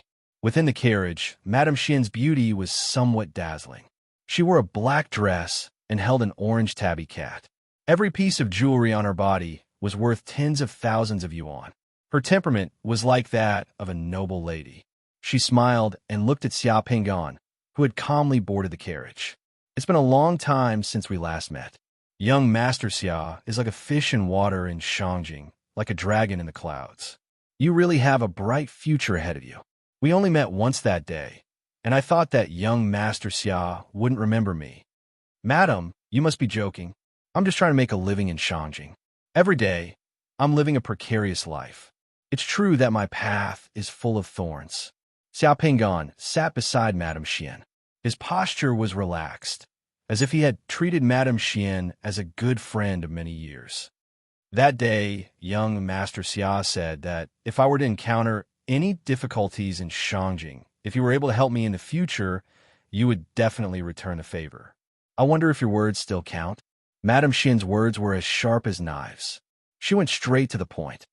Could it be that Madame has encountered some difficulties? There is one thing that young Master Xia can help me with. Oh, what is it? Young Master, did you detain a cargo ship at the docks, the Fulong? That's right. Xia Pingan's gaze moved as he said directly. To tell you the truth, the Fulong is more or less related to me. I wonder if young Master could give me some face and remove the detaining procedures of the Fulong. That ship cannot be moved, and the ship owner has to pay the dock's fees every day. He also has to bear the responsibility of violating the cargo transportation agreements that he signed with other merchant groups and companies. If things go wrong, there might be a storm and rumors everywhere. It's somewhat difficult to bear. Xia Pingan's eyes flashed, and he asked directly, "Does Madame know what the fortune dragon is involved with?" Madame Chien sighed slightly. "Child, you know that there are a lot of nobles in Shangjing City who spend a lot of money. Of course, they're short of money. Actually, they also regret that they came to trouble you at that time. It's hard to calculate the favor of those nobles. The worldly wisdom can't be explained in a few words. Some things were entrusted by others and couldn't be ignored. Therefore, they had no choice but to come forward. They didn't mean to trouble you. I think you don't want to make a big deal out of the matter of Fulong Enterprise, so I gave the right to deal with it to His Highness the Crown Prince. Those nobles also know what you mean, so I'm here to mediate with you on behalf of those nobles. Let's put an end to it. Let's let bygones be bygones, and let's let bygones be bygones. They will not let you off easily." When Xia Pingan heard Madame Chien's words, he knew that the garrison corps had already compromised. Madame Chien had come to find him on behalf of the garrison corps. This was the rule of Shangjing City. If you didn't show your strength and ability, no one would treat you as an onion. As long as you had the ability, no matter who the garrison corps was, you could still press their heads down. Madame Chien, you are very resourceful. This business is actually related to the garrison corps. Sorry for the disrespect.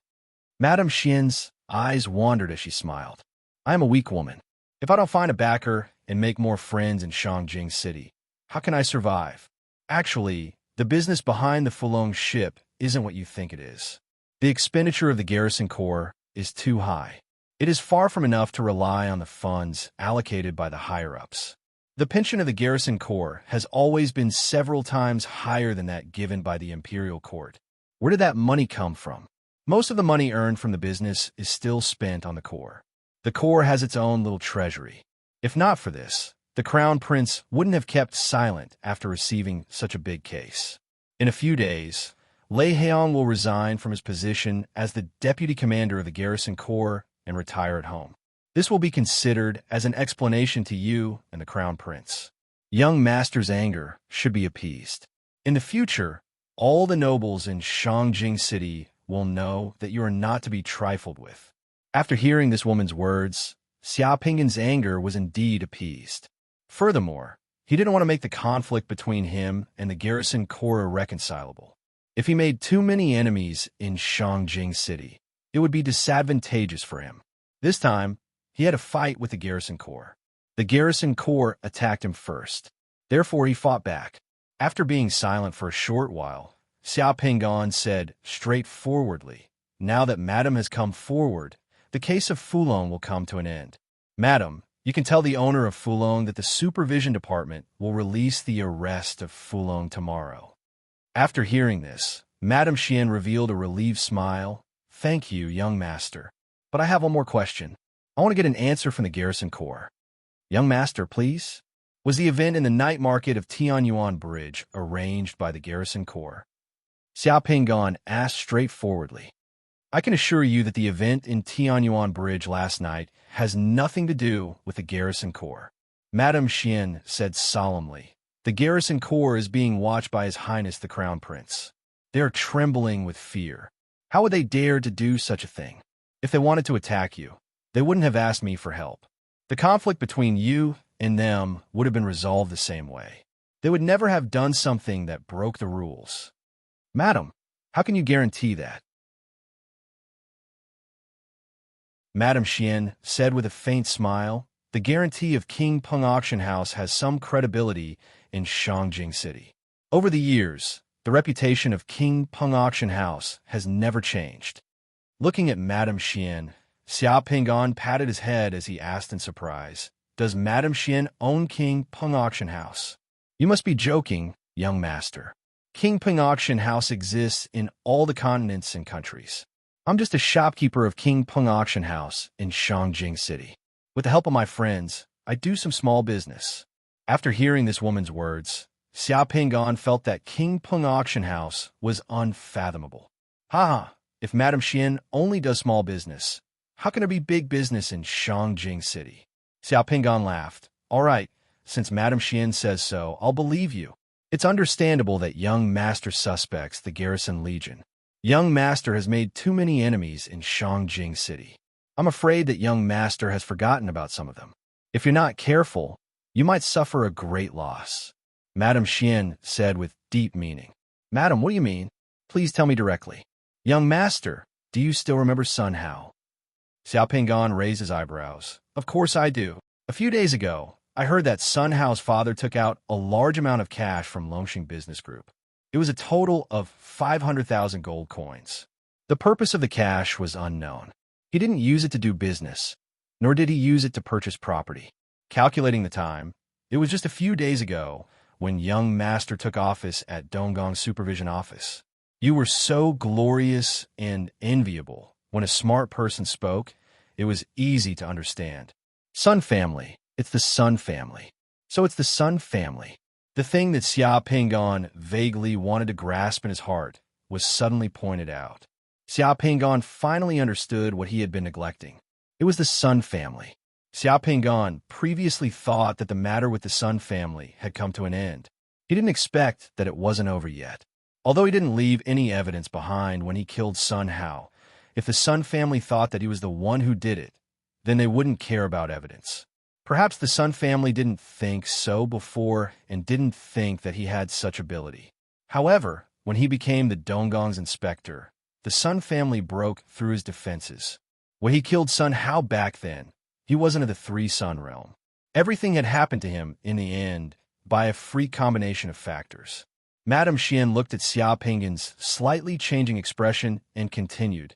Sun Hao is the most favored in the Sun family. When Sun Hao went missing, the Sun family never gave up looking for him. Although Sun Hao's second uncle has been removed from the position of Qingyun District's deputy chief, the Sun family is still a big family in Shangjing City. They have a lot of connections. If they believe that Sun Hao's disappearance is related to young master, I'm afraid this matter won't be settled so easily. 500,000 gold coins is enough for many strong people to take risks and do something in Shangjing City. This was already clear enough. If Xiao Pingan still didn't understand, then there was something wrong with his head. "Thank you for telling me, madam." Xiao Pingan solemnly cupped his fist and thanked her. "Young master, you don't have to be so polite. To be honest, I don't like some of the Sun family's actions. I had a good chat with madam today. Madam, please stop the carriage at the intersection ahead. I'll get off there. Young master, if you have any problems in the future, you can take this and find me directly at the Rock King auction house. Madame Xian took out a small waist token with a golden Rock King carved on it and handed it to Xia Pingon. This is the Rock King auction house's VIP waist token. Madame Xian covered her mouth and laughed. This waist token is more expensive than the VIP waist token. Young master, you will know in the future. Xia Pingon took the waist token and stored it in the space warehouse. When the carriage arrived at the intersection ahead, Xia Pingon got off the carriage. After getting off the carriage, Xia Pingon called for another carriage by the roadside and went directly to the Donggang inspection department. Since he knew that the Sun family was behind this, it was easy to handle. Xia Pingon still had the card in his hand.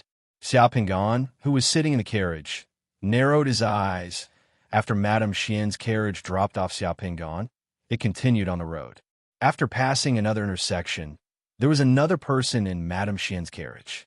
No, there was another voice. Madame Xian let someone sit in the carriage, but there was another woman's voice in the carriage. The voice came from the big tabby cat that Madame Xian was hugging. The big tabby cat opened its mouth and spoke. Madam, the assassin hired by the Sun family is not easy to deal with. Why did Madam do him a favor just now? I want to see if he can get past this obstacle. Madame Xian softly opened her mouth. Why? Madame Xian gently stroked the big tabby cat. I want to know why the Blood Demon Church spent so much effort to kill a few ordinary space traversers. The Blood Demon Church's actions are a little abnormal. There must be a reason behind this abnormality. Today, Chapter 2, later.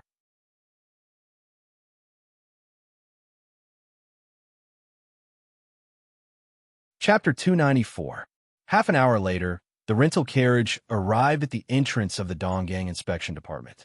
Xia Pingon got off the carriage, paid the fare, and walked straight into the inspection department. There were many carriage companies in Shangjing City. The coachman belonged to another company outside of the Dongying district, so he didn't know Xia Pingon. Luo Laojia and his dog ran out of the gatehouse to welcome Xia Pingon.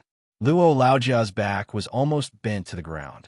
Sir, you're here. Xia Pingon nodded slightly. The people in the inspection department didn't know about the life or death test that Xia Pingon had gone through last night. Everything was as usual. Xia Pingon came a little early today, much earlier than usual. After entering the inspection department, he found that the various teams in the inspection department were still there, and a group of people were chatting in the office area. The atmosphere was no different from when office workers came to the company. You don't know, when we found that guy with the black dragon yesterday, that guy's face was as white as paper and his body was trembling.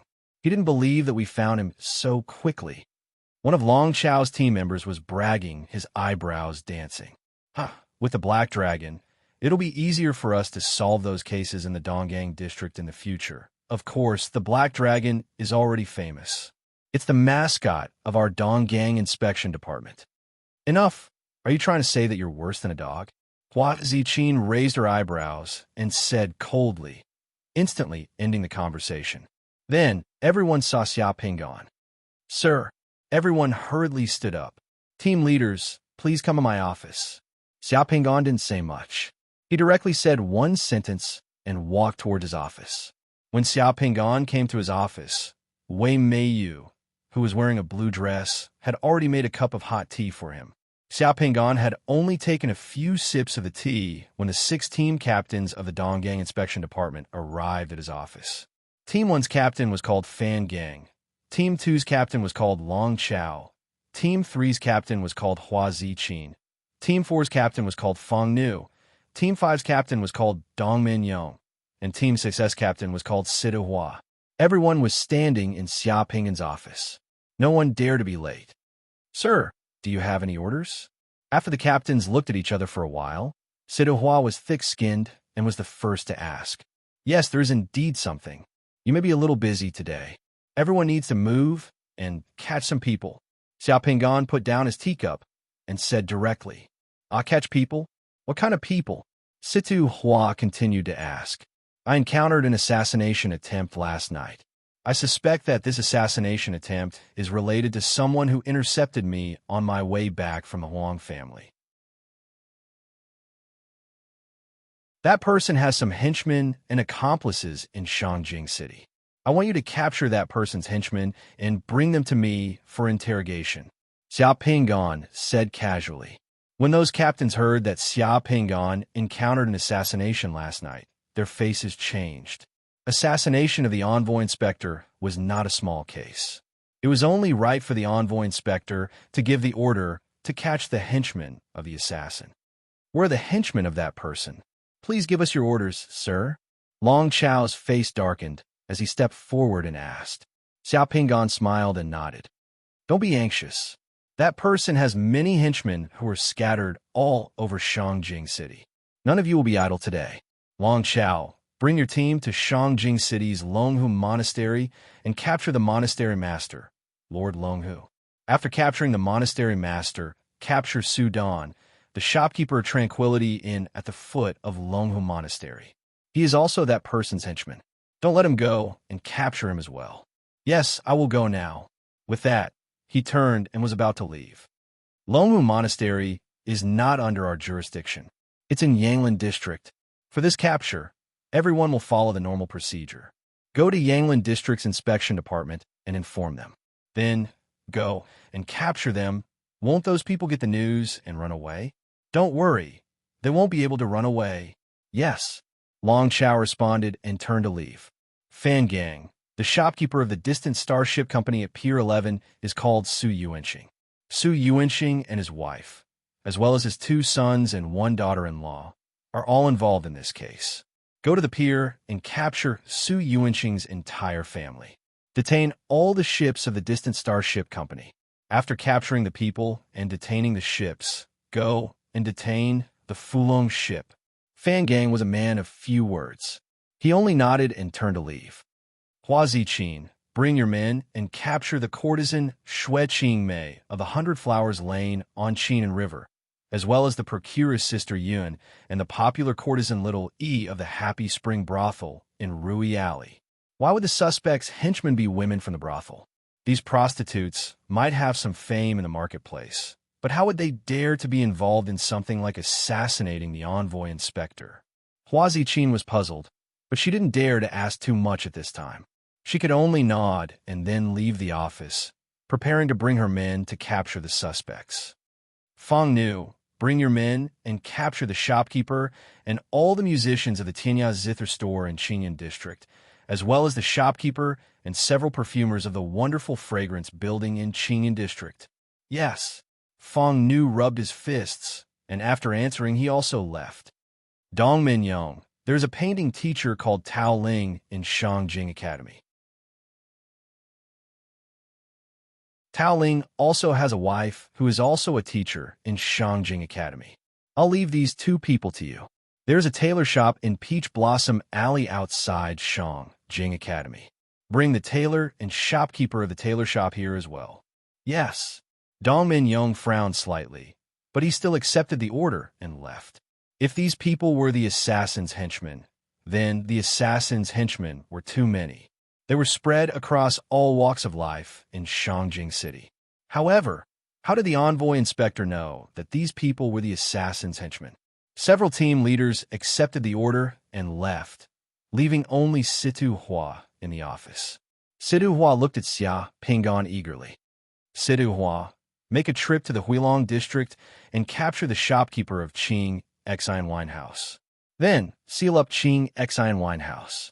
If you encounter any resistance from experts in Qing Exine Wine House, you don't have to fight head-on. Just send a signal to the Judgment Army for support. When Situ Hua heard that there was an expert in the Qingxin winery, he couldn't help but feel nervous. However, Xia Pingan's following words made him feel relieved. As long as he didn't fight recklessly, everything would be fine. Situ Hua then took the order and left.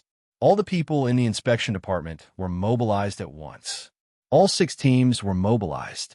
The 2 carriages of the inspection department also left. If there weren't enough carriages, they directly went to the several big car shops in the Donggang district to get more. Xia Pingan stood at the window of the office and watched the 6 teams leave. Returning to his desk, Xia Pingon pulled the rope bell. Wei Meiyu then entered the office. Asked Qi Dafeng to come to my office. Qi Dafeng soon arrived. Sir, you're looking for me? The inspection department will capture a lot of people today. Tidy up the cells. After those people are captured, lock them up in the cells. Feed them well and make them comfortable. Don't let them suffer.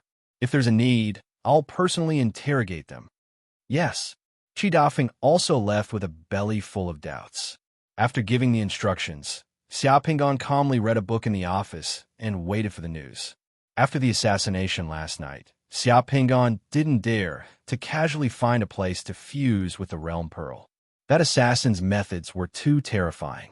Xia Pingon was also worried that the assassin would take advantage of him while he was fusing with the Realm Pearl. That would be a tragedy. Fan Gang was the fastest because the people he wanted to capture were in the Donggang district. In less than 2 hours, Fan Gang had captured them. The 5 members of the Distant Starship Shop's shopkeeper were directly thrown into prison. After Fan Gang, the others also came back one after another. This time, everyone went out to capture people according to the inspection department's cross-district handling procedures. They all went to the inspection department of each district to greet them and explain the situation before taking action. Because the people captured by each team weren't important or sensitive people, the inspection department of each district heard that these people were involved in the assassination of Xia Pingon. Because of Xia Pingon's reputation, the inspection department of each district didn't dare to interfere. Therefore, each team captured the people relatively smoothly. Most of these people were ordinary people. They didn't have any ability to resist in front of the inspection department's team. Only the 2 teachers from Shangjing Academy were summoners. Moreover, they were 2 Sun Realm summoners. Their cultivation wasn't low. However, in the face of the inspection department's team, the 2 of them didn't dare resist at all. They obediently allowed themselves to be captured and were directly captured. 6 teams captured a total of 32 people. After capturing the people, Xia Pingon gave some instructions to the inspection department. Then, he sat leisurely in his office and waited for the people he was waiting for to arrive. At night, the sky above Shangjing City gradually turned dark. The weather became gloomy again, and it started to rain.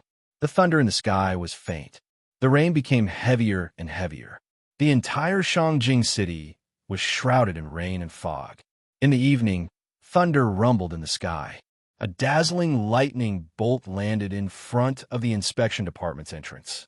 As the lightning bolt disappeared, a gloomy-faced man wearing a gorgeous blue robe was already standing in front of the inspection department's entrance. The heavy rain fell from the sky, but it automatically slid away around the man. This made it so that not a single drop of rain fell on him. The man was actually quite handsome. He had a broad forehead, a tall nose, and neatly combed dark hair. His eyes were as black as ink and abnormally deep. 2 cold stars flashed in his eyes. He had an unconcealable aristocratic aura. However, the aura on his body was somewhat unapproachable. His expression was also frighteningly gloomy. The man glanced at the inspection department's signboard and took a deep breath. He seemed to be suppressing his boundless anger. Then, he walked toward the inspection department's entrance. This is the inspection department of the Eastport. Unauthorized personnel are not allowed to enter. Luo Laojia, who was in the gatehouse, noticed the man. Just as he was about to speak up to stop him, the man turned his head and coldly glanced at Luo Laojia. Light flashed under Luo Laojia's feet. He was immediately sealed in the gatehouse by a spell. His voice was also blocked. He could only stomp his feet in the gatehouse. The man didn't care about Luo Laojia. He directly walked towards the building of the inspection department. When he came to the entrance of the building, the gate opened itself. At the same time, Xia Pingon's voice drifted from inside. Hee, we meet again.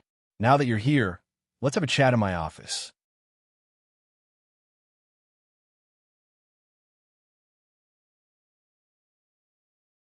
Chapter 295. In the inspection department, Xia Pingon had already dismissed all the small teams of summoners. Tonight, he took the initiative to stay behind at the inspection department. Other than Xia Pingon, There were only a few ordinary people in the inspection department. This was also a precautionary measure. If a seven-sun realm summoner went crazy, all the summoners in the inspection department added together would not be enough. Today's operation was taking a huge risk to a certain extent. Since they were not familiar with the other party's style, it was safer to do this. The handsome man's face was gloomy as he walked through the brightly lit corridor of the inspection department. He did not meet anyone on the way to the front hall and finally arrived at Xiaoping's office. Wei Meiyu had also gotten off work. Xiaoping was the only one in the huge office. He was sitting behind a table in his office and leisurely eating hot pot. The entire office was filled with the smell of Xiaoping's hot pot. It was a joyous smell that filled one's appetite. It was raining outside, and the wind was cold and the rain was bitter. However, Xiaoping's office was very warm. The charcoal fire under the pure copper hot pot was burning brightly.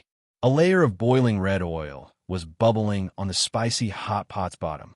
On the table beside the hot pot, there was a dazzling array of ingredients such as mutton, seafood, vegetables, mushrooms, etc. There were also plates with oil, salt, soy sauce, and vinegar. Xiaoping was sitting alone at a table and leisurely brushing a piece of tripe. It was a very ritualistic scene.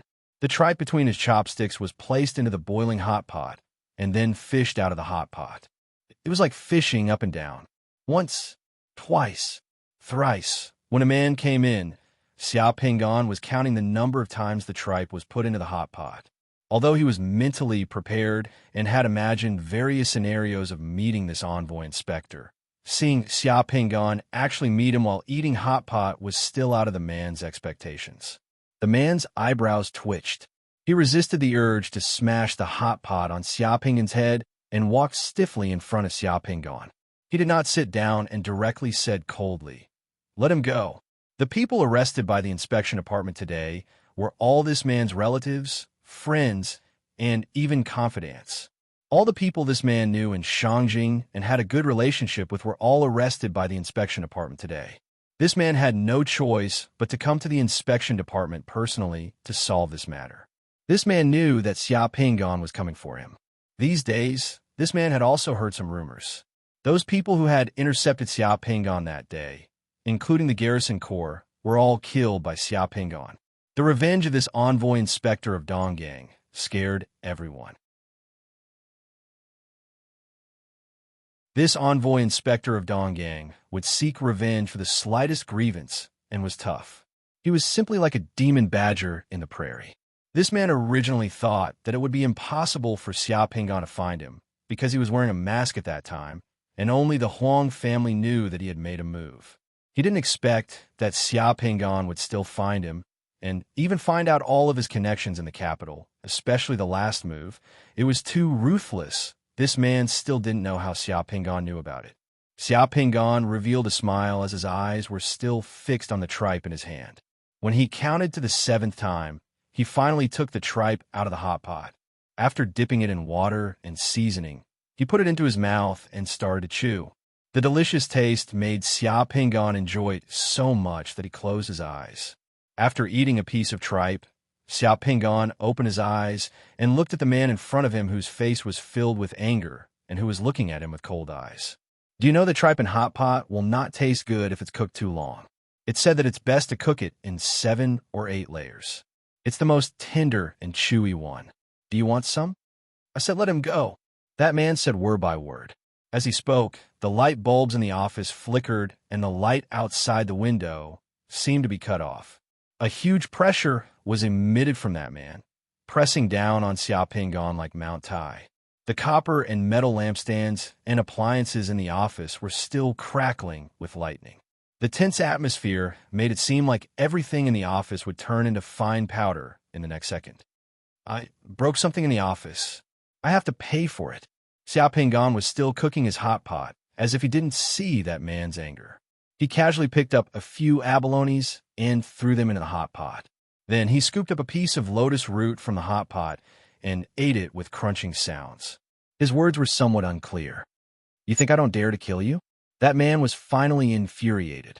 He raised his hand and pointed at Xiaoping's head. A black light was surging in his hand like a volcanic crater. It seemed that something terrifying would spurt out of his hand at any time. Xiao Pingan revealed a smile as he raised his eyes and glanced at that man. Of course you dare to kill me. However, after killing me, you have to die with me. No matter how cowardly and incompetent the Judgment Army is, they will not let an envoy inspector be killed in the supervision department. If you kill me, it's equal to declaring war against the Judgment Army. Are you confident that you can escape from the pursuit of the Judgment Army after killing me? Hearing Xia Pingan's words, that man's eyelids twitched as his face turned gloomier. Xia Pingan continued, Of course, other than you who will be buried with me, those people I caught today are all your accomplices. None of them can escape. They will also be buried with me. I've already told them that as long as I have any accident in Shangjing City, as long as something happens to me, none of those people I caught today will have a good time. Someone will deal with them and send them to accompany me. I can exchange them for all of you alone, so it's not a loss. All right, I've finished speaking. If you want to do it, hurry up. If not, why don't you sit down and have a good chat? That man's expression kept changing as he glared at Xiao Pingan. Xiao Pingan continued to cook his hot pot. After persisting for a few seconds, that man withdrew his hand and sat on the sofa opposite Xiao Pingan with a stiff body. His aura was still tough. What do you want? I don't want anything. I just want to educate you about the law.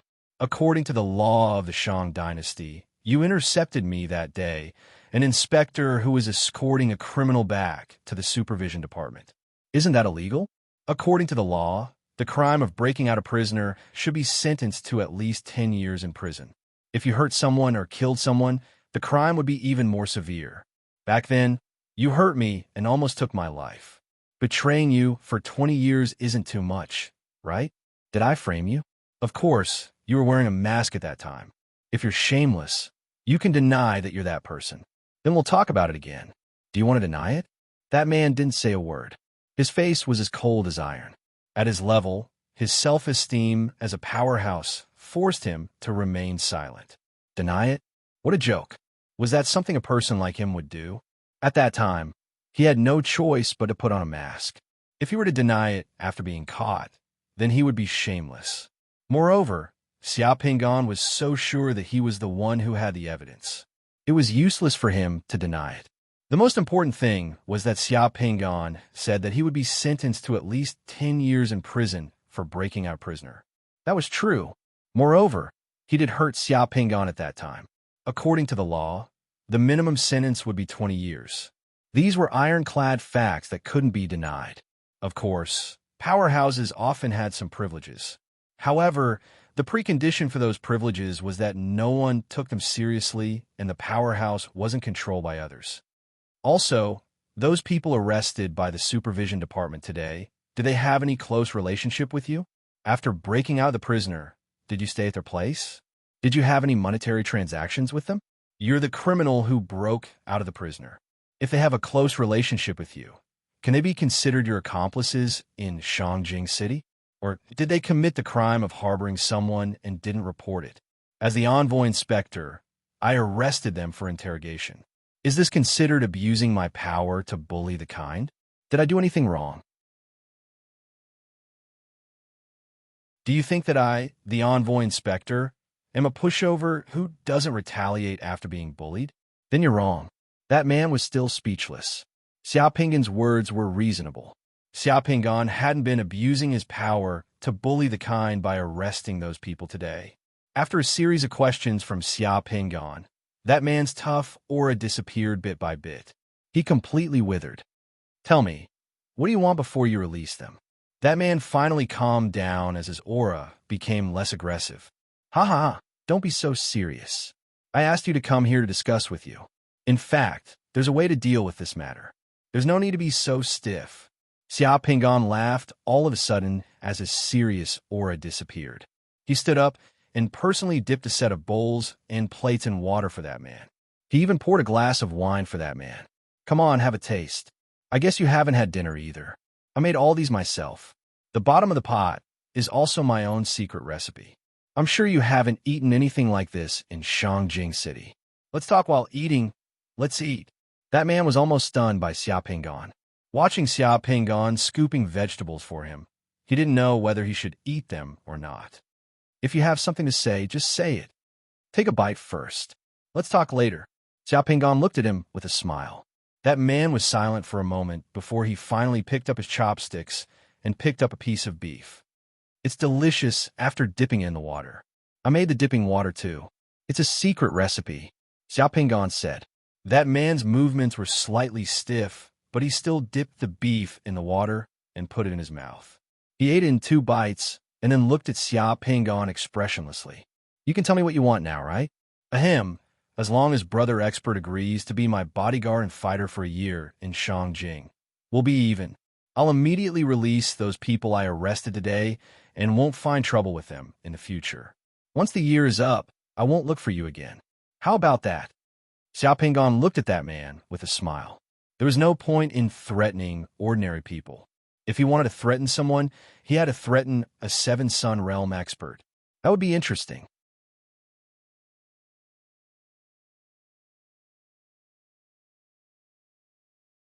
Chapter 296. Shangjing City is not an ordinary place. You wanted to listen to you for a year. If you want me to commit murder, arson, or barge into the Imperial City, do you think I will do it? Dream on. That person looked coldly at Xia Pingon. Haha, of course I won't let you do these things. I am the envoy inspector. How can I knowingly break the law? We can make an agreement. I won't let you do things that break the law or bully the weak. I won't let you die on purpose. You're a 7-Sun Realm expert, so I can't force you. However, if I am in danger and someone bad wants to attack me as my bodyguard, you have to block it for me. Xia Pingon said calmly. It's that simple. That person's eyes moved. It's that simple. Xia Pingon nodded. A year is too long. Half a year is the most. Furthermore, I will only be your bodyguard. Half a year is fine. However, if I am injured by an assassin in this half a year, even if I lose a single hair, it will be because you deliberately allowed it and wanted to use someone else to kill me. This debt will be on your head. My previous promise will be voided. I can capture the people I let go of today again. The two of them seem to be negotiating, fighting for their own benefits bit by bit. If you offend an 8-Sun Realm or a 9-Sun Realm expert, do you want me to take the thunder for you? No matter the reason, if someone above the 7-Sun Realm attacks me, you can ignore me and protect yourself. However, if someone below the 7-Sun Realm injures me, it will be your responsibility. That person pondered for a moment. He didn't see any flaws or traps in Xia Pingon's conditions. His eyes focused, and he made up his mind. Just half a year. Just half a year. Xia Pingon nodded affirmatively. Originally, you would have to spend at least 20 years in prison for what you did. The people around you would also be implicated. Now, you only need to stay by my side for half a year, and all our grievances will be written off. You won't have to take too much risk. If you are unwilling to accept this condition, then I can only wonder if you want to resolve this matter. All right, half a year it is. It's a deal. It's a deal. Xia Pingon smiled. He stood up, walked to his desk, and pulled the bell. A few seconds later, Qi Dafeng arrived at Xia Pingon's office. Qi Dafeng didn't dare to look around. It was as if he didn't see that there was another person in Xia Pingon's office. Release all the people we captured today. Have the people from the car dealership send them back. Xia Pingon ordered Qi Dafeng. Yes. After a few minutes, in the heavy rain, those people who had been caught by Xia Pingon walked out of the supervision department one after another. On the street outside the inspection department, the carriages of the East Harbor District were lined up. The coachmen in raincoats were holding umbrellas for those people. They picked them up and sent them home one by one. Xia Pingon stood together with that man in his office and watched those people leaving the inspection department one by one. The last one to leave was a young girl who was as bright as fireworks. Even in the heavy rain, her movements were still very elegant. Before she walked out of the inspection department and got on the carriage, she seemed to have sensed something.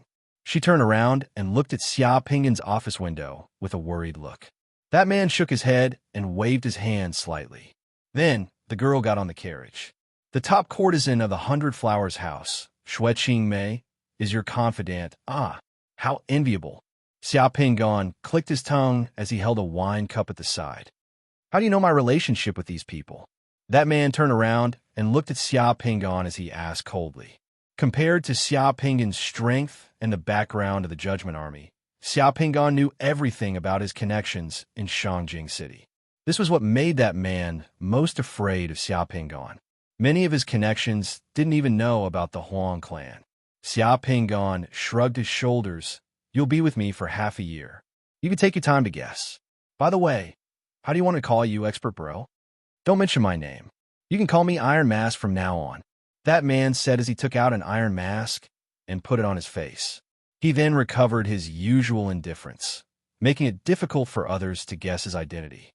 Fine, I'll call you Iron Mask from now on. Recently, many people in Shangjing City want my head. Last night, I encountered an assassination attempt. Thanks for your help, Iron Mask. Since I promised you, I'll keep my promise. All right, I'm relieved to hear your words. I'll spend the night in the supervision department, so I'll have to trouble brother Iron Mask to accompany me here. You can do whatever you want in the supervision department. Come, let's continue our hot pot. Xia Pingan returned to his seat with a chuckle and started to eat by himself. Seeing Xia Pingan being so carefree, that man wearing an iron mask felt a bit annoyed. After a cold snort, he left Xia Pingan's office and went outside the office. Then, he found a place to sit down and close his eyes to rest. Seeing that Iron Mask hadn't left, Xia Pingan was relieved. After finishing the hot pot, Xia Pingan waved his hand and put away all the things on the table. Then, he hummed a tune and went to the lounge connected to the office to prepare to fuse the realm beads. He still had 2 realm beads that had yet to be fused. One was Ganluo and bowing to the image, and the other was dethroned Emperor Song conferred the title of Pig King. If it weren't for the torment last night, Xia Pingan would have already fused these 2 realm beads. However, after what happened last night, it was delayed. Now that there was a 7-sun realm expert protecting him, Xia Pingan was finally relieved. Xia Pingan first took out the Ganluo and bowing to the image realm bead. After piercing the blood and dripping it, Xia Pingan was surrounded by a cocoon of light. When he opened his eyes, Xia Pingan squatted by a pond and lowered his head to admire the goldfish in the pond. The pond's water was very clear, just like a mirror. It also reflected Xia Pingan's current appearance. It was an 11 or 12-year-old youth. His face was full of spirit, and his eyes were bright and full of spirit. It was hard to forget. This was Ganluo. Xia Pingan was somewhat excited. Looking at the whole world, Ganluo was the only youth who could achieve such results at the age of 11 or 12. Ganluo became the prime minister at the age of 12 and left behind a legend that would last for eternity. How outstanding were the youths of China. When the youths were strong, the country would be strong. For a youth like Ganluo to appear in the Qin dynasty, it was actually a sign from the heavens that the Qin dynasty would unify the world. Xia Pingan raised his head and looked around. The pond was surrounded by richly ornamented buildings. It was a huge mansion. Thinking of Ganluo's current identity recorded in the history books, Xia Pingan's heart stirred. Could this be Lu Buwei's home? Ganluo's grandfather was Gan Mao. Gan Mao was once the left prime minister of the Qin dynasty. However, Gan Mao later escaped from the state of Qin and sought refuge in the state of Qi, causing the Gan family to decline. Otherwise, Ganluo wouldn't have become Lu Buwei's follower at such a young age just to make a living. At this moment, 2 servants of the Gan family clasped their hands together and lowered their heads as they walked past the flower path next to Ganluo. They were chatting as they walked. That Zhang Tang has guts. Marquis Wenxin sent him as a diplomatic envoy to the state of Zhao. He actually dared to not go and angered Marquis Wenxin. Shu, lower your voice. Just now, when Marquis Wenxin came back, he was still angry and was smashing things in his study. Hearing the 2 servants' conversation, Xia Pingan's heart stirred. He immediately stood up from the edge of the pond and walked through the flower path to call out to the 2 servants. When the 2 servants saw Xia Pingan, they hurriedly bowed. Greetings, young master of Shu. Ganluo's status in Lu Buwei's residence was young master of Shu. He was deeply favored by Lu Buwei and had a much higher status than the 2 servants. Therefore, The two servants of the Lu residence didn't dare to be careless when they saw Gon Luo. "Where is His Excellency now?" Xiao Gon asked directly. "His Excellency is currently in the East Study." One of the two servants pointed in a direction. "All right, you may leave." The two servants hurriedly left. Xiao Gon thought for a moment before a smile appeared on his face. He directly walked towards the East Study. When he arrived outside the East Study, Xiao Gon had the guard outside report his request to Lu Buwei. A moment later, he saw Lu Buwei in the East Study, whose expression was still somewhat gloomy. You're tuning into the Warrior Lore YouTube channel. Don't forget to subscribe and join us on this journey to catch the most captivating stories.